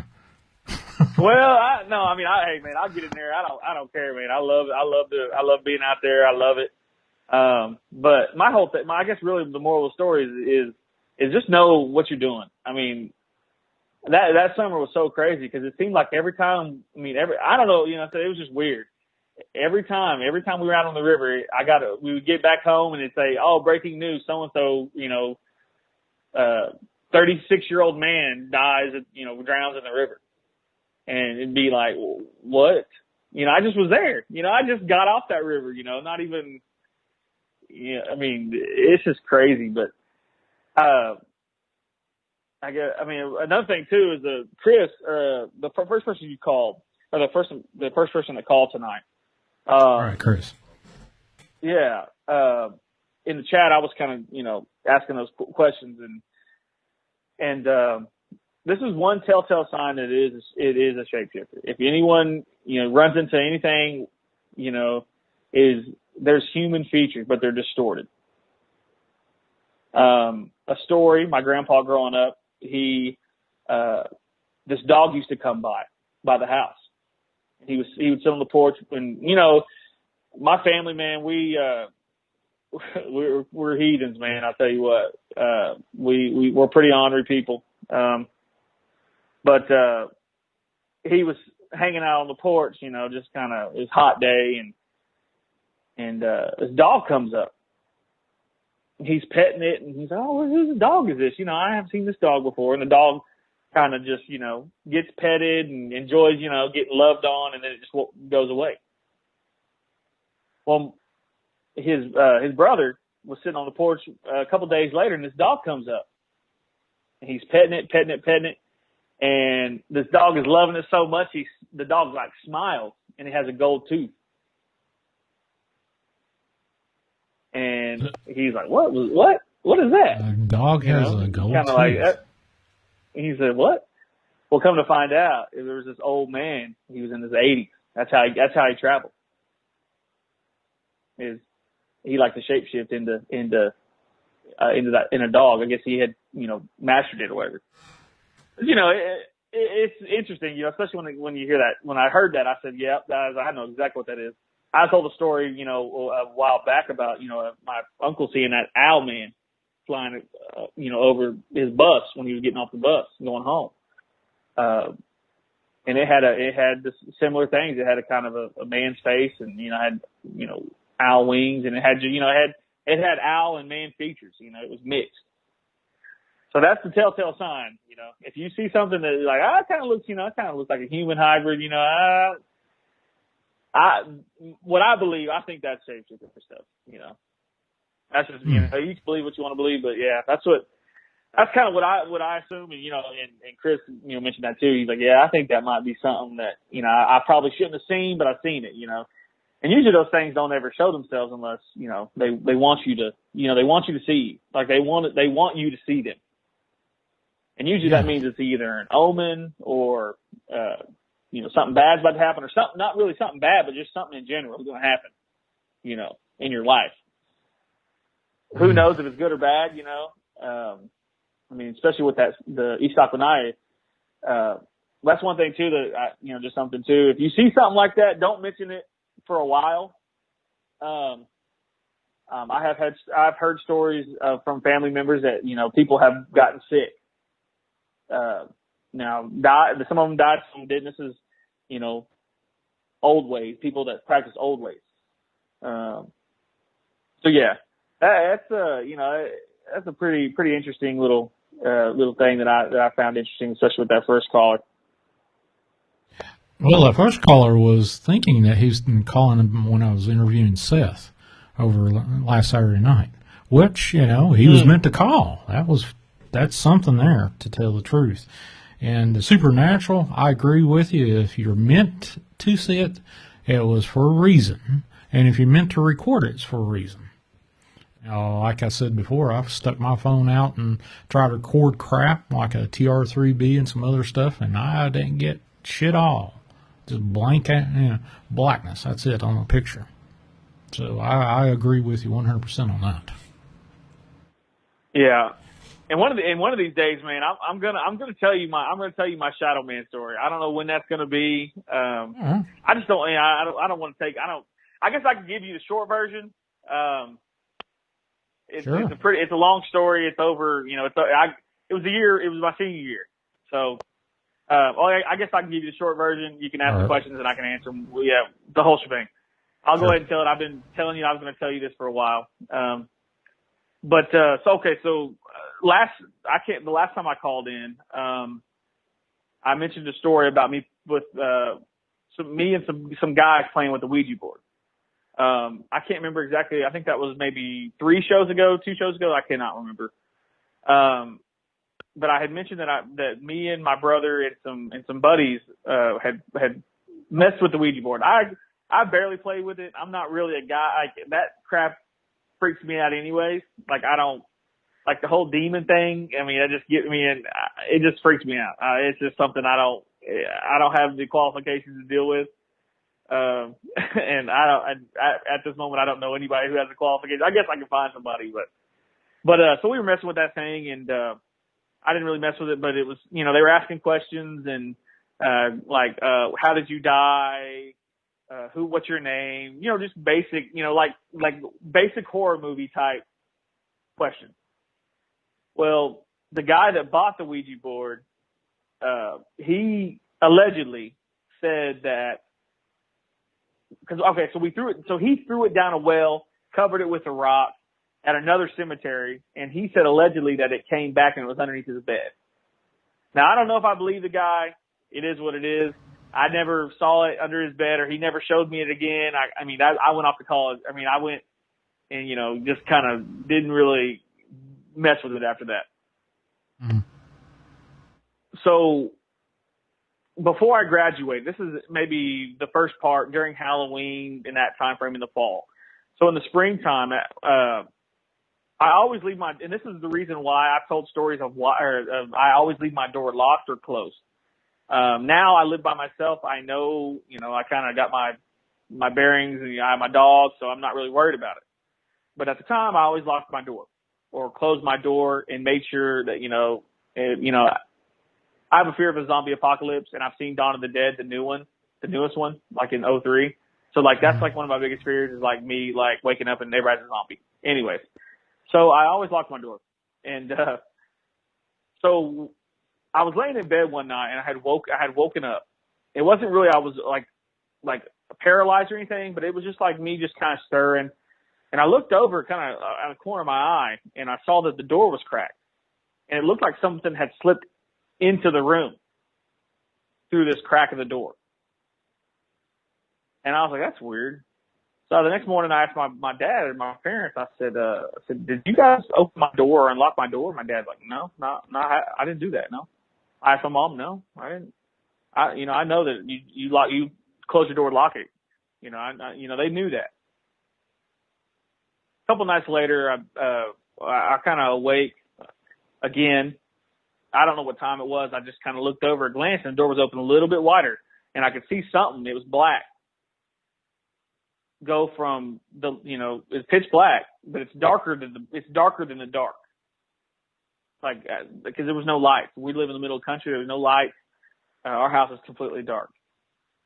And it slips through the doorway, and the door's open a little bit wider.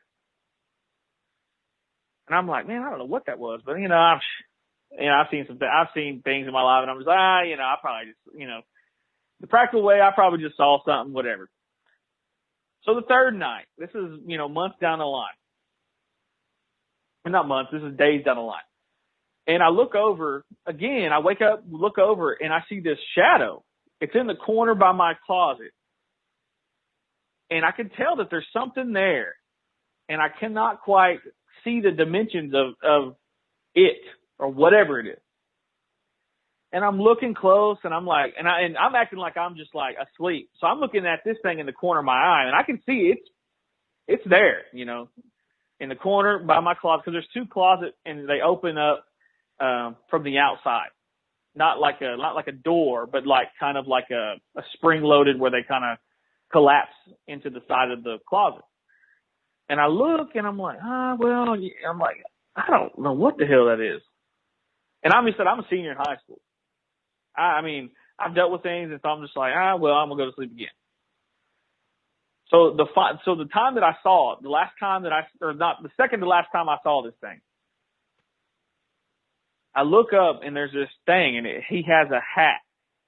So when Dragon talks about the hat man, that's what I'm thinking it might have been, or something similar. But there was this hat, and he had long hair in the corner sitting there watching me. And the goosebumps, I'm getting goosebumps now talking about this. The goosebumps that I got when I was laying in bed, it's almost like it's similar to like the growl that I heard at that park. It's almost paralyzing. I can still move around. I was moving around. I was acting like I was adjusting and I'm still asleep, and I'm looking at this thing the whole time. And it's in the corner, standing there, and it looks like a man. And I don't know. I mean, part of me just said, go back to sleep. This is a dream. So I end up just kind of watching this thing for about not half the night, but it felt like an eternity. And I'm looking. This thing is just, he's looking at me. I can know he's looking at me. And I don't know if he knows I'm awake, but I can see him, and I'm kind of on my side, and I'm acting like I'm asleep, like I'm, tossing and turning like I can't sleep. And the door was half open, which was, to me, it's a red flag. I was thinking, and I was like, well, maybe somebody's messing with me. So me and my buddy, we decided to go to this party with this girl that I had been talking to. I was a senior in high school. It was like a Friday or Saturday night, and it was just me and my buddy. We drive up. It's about a 45-minute drive to where this girl was in this party. Well, we were there and it was super lame. It was just like, man, I'm not really feeling this. So I'm driving back, and we're driving back, and I know exactly how to get home. It's through this, it's through a kind of a secluded area, but it's a road, it's a main road. Here in Oklahoma, some of our main roads are like really secluded. All right. And so I'm driving, and my parents had just bought me this not brand new, but it was a used car, but it was brand new to me. But it was a Grand Prix, silver, and so like everything was like, there was nothing wrong with it. So we're driving down the road, and I remember like blacking out. Like in the party we weren't even there very long. Like I wasn't drinking, no drugs. We just left. We were just like, this is super lame. My buddy's asleep in the passenger seat. And I remember driving down this road. It's a straight shot. Well, at the very end of that road, there's a curve. Well, I remember blacking out halfway through, and I don't remember anything. I don't remember anything for about 5 miles down this. It's a long road. It's like 10 miles long. Well, we're supposed to make this turn, this left-hand turn. It's like a three-way stop, like a T-bone. And I remember coming to about 40 yards away from this T-bone. And I remember coming to, and it was like the weirdest feeling, like I was back in it was like I kind of regained consciousness a little bit. But I don't remember anything. To this day, I don't remember that little 5 mile stretch or however long that stretch was, 5 to 10 miles, whatever it was, from this long, desolate, and it's paved, but it's a long road from this small town to this other small town. And then we would take a left and I would be home, and I'd be back home. And I remember about 40 yards down there, I remember coming back, like out of whatever the I don't know what to call it. And I remember hitting my brakes because I knew that T-bone was coming about 40 yards away, and I'm hitting, maybe farther than that, but I'm hitting that brake, and my brakes aren't working at all. And I'm probably going maybe 45, 55 miles down this road because I think the speed limit until you get to the curve is 45 to 50. Well, I was going about 45, 50, 55 around there somewhere. And I remember looking down at the dashboard, and I'm like, man, I don't know what's going on. I remember, and I was hitting that brake so hard, and it wasn't working. It was like I was just hitting nothing. Like there was nothing at all. I slapped my buddy in the chest, and we're about to hit this T-bone, and it's a power line pole. I hit my buddy in the chest and moved his leg. One of his legs. He had both of his, he's an idiot. He had both of his legs up on the dash. And I just happened to slap him in the chest and then move one of his legs. Which it would have crushed the leg that I moved. That was, I don't know why, it was instinct. And we hit. And this has had to be at maybe 1 in the morning, 12. And we're in the middle of this desolate road. There's one house up down the road around as you go around the T-bone to turn. There's a house up there. And I remember hitting that thing, and I don't remember anything after that. And so when we hit that, I remember waking up and the sun, you could see the sun in the distance. So I don't know, we had to be out for a while. I mean, I was knocked out for sure. Like I was out. Well, so when you were knocked out, did you see anything about this hat, man? Did you? This is what happened. So I come to. My headlight, I have one headlight still on. I remember this. And I could see his shadow out on the outskirts of the light. I could see him there in the wood line. And something told me to hit my buddy in the chest hard. I don't know what it was like a sensation. So I hit my buddy hard in the chest, and he wouldn't wake up at all. And he was out. I don't know what happened from that time, from us crashing until we woke up. I mean, I don't know the time, but I remember the sun coming up. And I remember that we left that party, you know, at like 12 or 1 o'clock. And this is during the winter time. This is like, I guess right before, like maybe, I think it was like right before daylight savings time, up around that time. And I remember I woke up and I saw it, at the edge of the headlight. And when I looked at it, it took a step back from the light. And something told me to get out of the car. And I banged on my buddy's chest and I said, wake up, wake up. And he's out. I mean, he's not moving. I thought he's dead. You know, I thought he was really dead. I'm banging on him, and so I get out the car. I stumble out, and I'm bruised up, bloody, and I'm opening the door, and I finally get hit. I hit him on the chest so hard. I've never hit nobody that hard, and I've been in fights. I never hit nobody that hard, and he finally was like, ooh, like, you know, when somebody's like it's like the life comes back into him. Like something, like he made that noise. And I was like, oh my God. And his legs you could see his legs jacked up. You know, he messed something up in his leg. All right. And so I get out and he calls, I call my parents, he calls the police and they come and get us in the car. And I told him, I said, that car, its brakes would not work when I was trying to hit that corner. And I was trying to tell him that multiple times. I'm concussed. But I'm telling him, I'm like, those brakes would not, they were messed up. I promise you. Look in the road. Those brakes did not work when I was trying to use them. And the guy and the firefighter, whoever, go ahead, I'm sorry. I got one question from the chat. Dragon ZW wants to know, did he notice the hat right off? What do you mean? What do you mean? Is that when you noticed, hey, there was a shadow over there, did you see the hat right off, or did it come in focus later? Are you talking about during the car accident? Yeah, whenever you noticed the entity first, did you notice the hat right off? Oh, okay. No, the hat wasn't there. But also too, I didn't. It was like a blob of blackness up in the corner. And that was the first couple times, and then that last time I saw it in my room, it was. I could see. It looked like like I said, I don't know if it was a hat, but it looked like a hat, like the way the blackness was. And I could see very fine hair. And I could see some eyes, but the eyes weren't there.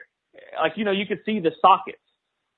Like it was like, it had noticed that I was like, maybe that it had noticed I was awake. I don't know if it knew I was awake. I was just trying to act like I was still asleep. But I was watching this thing. And I could see the sockets, you know. So after the car accident, you know, I was adamant. I was so adamant. I said those brakes. I hit those brakes as hard as I could. I was hitting them, and there was nothing. I mean, literally, you know, with those. I mean, those brakes. I mean, I remember my parents when they said, yeah, we redid everything. We had everything looked at. The brakes were like brand new, and I remember I couldn't hit those brakes. Well, so that's what I was trying to tell them. So a couple years passed, and you know, I didn't really talk to nobody about this, and I kind of held it, you know, because I mean, I'm not an elder, you know. As I've gotten older, my stories that I've started to come out with more my stories that I've dealt with, and you know, but I was eating at a restaurant, and I knew a woman that could see things. She could see. She was a woo-woo, I guess you could say. And she was telling me, she said, I got to tell you something. She, you know, said my name. She's like, I got to tell you something. And I had been in that restaurant a few times. She was an older woman. She's a Native woman, Cherokee. She said, I got to tell you something. I said, so what's going on? She said, you got a light about you. I said, what are you talking about? She said, you got a light. It's something about you. Like you're here for a reason. And at this time, I was kind of going through a hard time, and I had a cousin pass away, drugs, and I was going through a real rough time. And she goes, "Yeah, you got a lot about you. I can see it. There's something. You're here for a reason." And I'm like, when the woo-woo people start saying things like that, I kind of, all right, I appreciate it. I appreciate the compliment. I don't think I'm a bad guy. I think I'm a decent enough guy. Everybody's got their issues, but she's like, well, there's something above that. And I'm like, what are you talking about? Something's above it. So there's a darkness, not a darkness, but there's something there above your light. Like it's just can't get to you. And I asked her, I said, I was like, I need you to explain this. She said, that's all I can see. You'll find out. And it kind of took me for a loop, cause I don't like to, the woo thing is not really my thing. I believe in it. I believe you people see things. I believe y'all see those auras. I believe all that. But I have a hard time in my logical brain to put the 1 + 1 = 2 to that. Cause it's not 1 + 1. It's like 3 × 3 + 3 divided by, it's a whole lot of math that it doesn't make sense to my logical brain. Yeah. And, so on my buddy, I had the guy that I was in the accident with. This is about a couple years ago. We had a kind of a falling out. I haven't talked to him in about 3 years now. Maybe not a falling out. We just haven't really talked. And he told me about 3 years ago. He said, he said, man, remember that night? And I was just kind of, we were messing around, we just kind of hanging out. And he's like, remember that night? I said, what night you talking about, man? He said, that night. And he said, well, you said you saw that thing in the headlights. So he's the only guy that I really, he's really, he was there. So I had to tell him, I saw this thing in the headlights and I can't explain it. And he's like, remember that thing? He said, I was dead. I said, what do you mean you was dead? I was like, what are you talking about? And he's like, I was dead, dude. He said, when you hit my heart, I came back. He said, I was in my memories. I was like, what do you mean you was in your memories? He said, I was there. Like, I could see me as a baby. He said, I could see myself as a little boy. He said, it felt like I was there for an eternity. He said, but I was outside. I could see my memories. I could see everything that I have been through in my life. I seen it. And I kind of sat back. I said, like, you were like the Holy Ghost. Like, like the ghost of Christmas past, and you're like seeing yourself in your, like, what could have been or whatever. And he's like, yeah. He said, I think I was dead, man. He said, I have never felt that way ever in my life. He said, but when you hit my heart, like when you did, or you hit something in me that brought me back. And I think I carry a little bit of guilt, for that. I think there's a part of that I kind of think about sometimes, like, dang, I could have killed this dude, But at the same time, I had no control over the car. I had no control over those brakes. And that's one thing the decisions that when you make when you're a kid, I mean, I was a 16, 17-year-old kid when I met, and I think it's from that Ouija board. As I think back now, I really, sit at night and kind of, I'm a retro thinker. I think about, my mistakes, and I try to be better. But I think back and I'm like, man, I think it was from that Ouija board. I think that's what it's from. I see things. There's things that I notice. I'm very observant. I'm very vocal, but I'm very observant. I notice things about people before they even realize that's what they are. I'm not a woo-woo person. I don't see no auras or nothing, but I think whatever that was attached to us or me, but that really took me for a loop when he said that. I don't know if your life and death thing was that, where you were sitting in on your memories or on like what you're a part of in your life. I don't know nothing about that. I've heard your story, and but that really, thinking back, this is 2013. No, I'm sorry, 2012. 21. When this happened. Oh, okay. I thought you was talking about I'm sorry. date. Yeah, I'm sorry, my story, but yeah, your story was here in the last couple of, here in the last couple of years, 2015. Yeah. I haven't really, I've told, as I've gotten older, I've kind of accepted, this and that. We're both still here. What really got me is, that lady saying that. So, there's something, you got a light about you. You can do some good things. She said, but there's something, going on. It can't get to you though. So yeah, I mean, so that's, I guess, I don't know if that's maybe a shadow man or shadow people, and I don't know if that's I don't know, man, but that happened to me when I was a senior in high school. Got a question from Big John. Wants to know if the lady that you just referenced was born with a veil over her face. I don't know, man. I don't know. She was a lady that I went to school with her son. Mm-hmm. My parents, we were real good friends, but she has always, she had done some things, like, she's always been able to see things. She's always almost like futuristic a little bit. Like she said, you would tell some, like you would be telling her a story about something that's going on in your life. And she said, well, I can see, you shouldn't do that because there's nothing good going to happen to that. And, somebody, and then for an example, I have a friend that, she said that to a friend of mine, and it didn't end well because she said she saw something, in that people. She could see something. I don't know what it is. She just told me that I had this aura, there was a light, and she didn't tell me a color of the light. She just said there's a light with a little bit of darkness around it,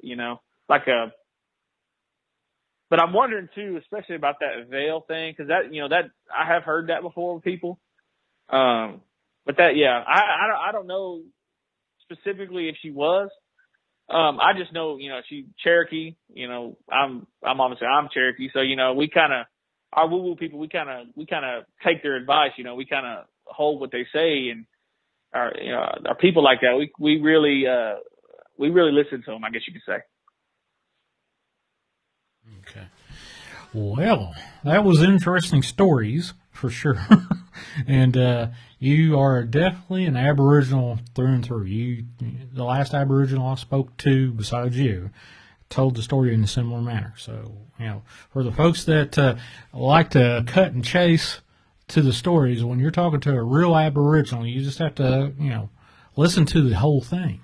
There's a lot of stuff there. I'm not cracking on you. I'm just saying, hey, there's just one. If you listen to Aboriginals, you got to listen to the whole thing. They tell it like it is, and if you jump to, hey, I want to know the good part, you're the one that jumps through to the very end of a book. Okay, whatever, that's fine. But there's a whole lot there that's. That's exactly how we are. I mean, my grandpa, I remember being a little kid, and you kind of say, Papa, come on, man. Like, I don't want to know about, your sister's boyfriend and what he did as it's like, Papa, come on, man. Like, but you got to hear that, because what it does is it makes sense at the end. There's always an ending to that ties into what they tell you. And that's one thing that I think that's lost with just anybody that tells a story. Just really anybody. Is people want the thrill. They want the climax at the beginning, and I appreciate that, because, there's not very many storytellers left, there's not very many of us left. My grandpa, he doesn't like to do it in front of a bunch of people, but he's kind of like me in a sense where we kind of, we'll tell some stories. All you gotta do is ask us a question, and if we know it, we'll tell it. But, he's a lot more knowledgeable. I'm by no means an expert on this, on this whole paranormal thing. And, I just have dealt, and I've heard, and I've been a part of a lot of just freaky stuff, man. Just stuff that I still think about now. I'm, in my late 20s, going, and it still kind of freaks me out because, I still not, I guess you could say, haunt those places. Like I'm still around there, but like, it's just kind of, you think about it, you're like, man, I've kind of dealt with a lot of stuff, especially, growing up, like I used to have a little Hispanic neighbor, and he would tell us all the time, he said, man, there's a guy standing on your roof. We would be out there playing around, BSing as kids, riding bikes, and he said, hey, did y'all hear those footsteps on your roof? And I'm like, what? He's like, yeah, there was a man on top of your roof last night. I said, how the hell you was out here at midnight? Like, what was you doing up? But he was a little heathen. He was the heathen among heathen. I don't know where he's at now. I hope he's still alive, but he would be out late at night. He would say, man, I'd watch your house because there are things happening at your house outside. And when we lived in a trailer park, it was Mexicans and natives that lived in this little trailer park where I'm from. And so we were some, I guess you ghetto kids or trailer park boys, or guess whatever you want to call it. But yeah, he would say, yeah, man, I always used to watch y'all's houses entertaining at night. I said, how the hell are you going to sit here and watch?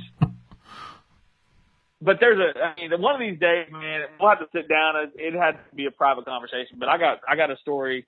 I got multiple stories that connect to why that happened. I had a family member had some dealings with a bad medicine man. So, but yeah, I guess he would do some things to spook us. He'd send hoot owls, in the middle of the city. He'd do that. You see the person someone standing on top of the roof walking around, or me and my brother we'd see faces in the window, and it'd be a guy, somebody who I don't know who it is, and I'd always ask that little Hispanic boy. I'd be like, I said, man, was you kind of prowling outside our window at night? He'd be like, no. He's like, no, but I'd watch your house. I'd watch y'all. I'd watch your trailer because, man, I'd see things. I said, well, you gonna tell us? He said, no, I don't want to scare you. I was like, well, I appreciate it. Oh, man. Well, one man band, I appreciate you calling in. I think 3 hours has done me in for tonight. I think 3 hours is my limit for tonight. But wow. Yeah, man, I didn't mean to take you this long either. No, that's all right, brother. That's what this thing's all about. Wish I had a little bit more steam, but I don't. No, you're okay, man. Well, I'm gonna get off here, man, Shawn. I gave you my number on Instagram. Give me a call, man. We can. Right. I'll definitely. We can definitely chop it up. Okay. All right, but I appreciate your time, man, and great show. And everybody be safe, and you be safe as well, Shawn. All right, be careful. God bless. All right, there's one man band for you.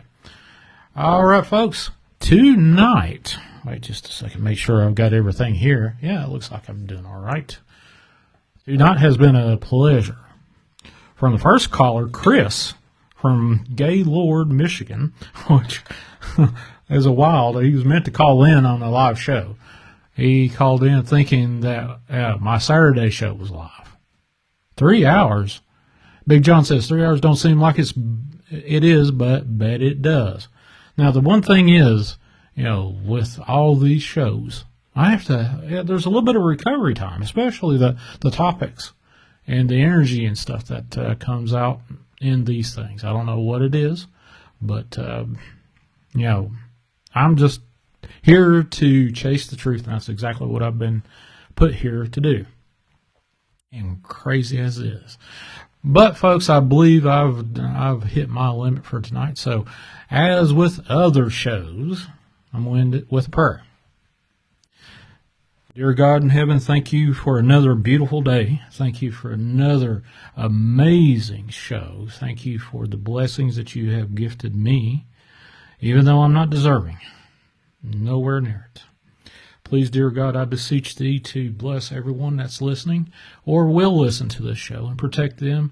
And I plead the blood of Jesus Christ as for protection over everyone and everyone's houses and my house and my family's houses against anything that is negative, evil, demonic, extraterrestrial, interdimensional, extra-dimensional, that is out for the ruin of the soul of man. Please bless everyone and keep them prosperous. Heal those that are needed to be healed. In Jesus Christ's name, I pray. Amen. Folks, I appreciate everyone. Dragon ZW, I appreciate you. I know that talking to you drained you, and I appreciate you calling in. Bass, hey, buddy, appreciate that. Everyone that has listened to me tonight for whatever reason, I appreciate it. Next Saturday, this upcoming Saturday, look to Standeo. Standeo.com. He's going to be my guest this Saturday night on Dark Waters. Looks like I got a couple of folks that actually subscribed tonight. That's great. A subscription is fantastic. That adds to the show. Let me see. Let me pull them up real quick. Just give you a quick heads up. Give a thank you to Clifford and 95 EGSIR. 95 Register, maybe? I butchered that, and I'm pretty sure I did. But thank you to each one of those that did subscribe. For the folks that like this show, hit a thumbs up. Love the show, subscribe. If you really love the show, tell your next door neighbor and their cat, their dog, their grandmother about it. And next week we'll be doing the same thing. This Saturday, like I said, Standeo.com is going to be my guest. He is been on the Hagman Report almost weekly. So, that being said, let's get this. My usual sound effects. Well, not sound effects. It's my usual Bigfoot exit and intro. But, wow. It's impressive. Join me on Discord if you want to be, join me over there. Well, I've got a big, ever-growing Discord family over there with Chasing the Truth. I'm going to drop that into the chat if you want to go over there. There was one that just joined in just a minute ago for the Discord. Let's see, you got Buzz82 just joined in just a few minutes ago. For the things that we can't cover over here because YouTube has ears and they don't like you to talk about certain things, we can talk about it over there. And definitely go over there and be a part of that growing family over there. I think we got like 160 some people over there that float in and out. If you liked Dragon ZW and TC and the rest of those fine folks, even Seth from Saturday Night is a member over there. So the fellow that had all the crazy stuff that happened with him over a course of a few years and even over into his stint over in the Middle East as part of an engineer in the Army. You need to go over and listen to that. That is one hell of a show. But I believe I'm done for tonight, folks. This, even though I love doing this, I think that this kind of wound up. Oh, let's see. Wes Vick says John Bell has access to quite a few guests. He is working on them as we speak. Try and be patient as he does so over on dogmancams.com. Thanks for posting that, Wes. I appreciate that over in the Discord chat, Chasing the Truth Discord chat server. Again, John Bell, not Dragon, gee whiz, I got Dragon ZW on the brain. Dogmancams.com.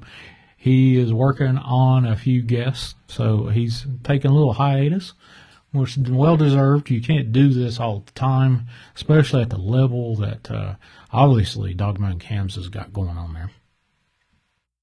But wow.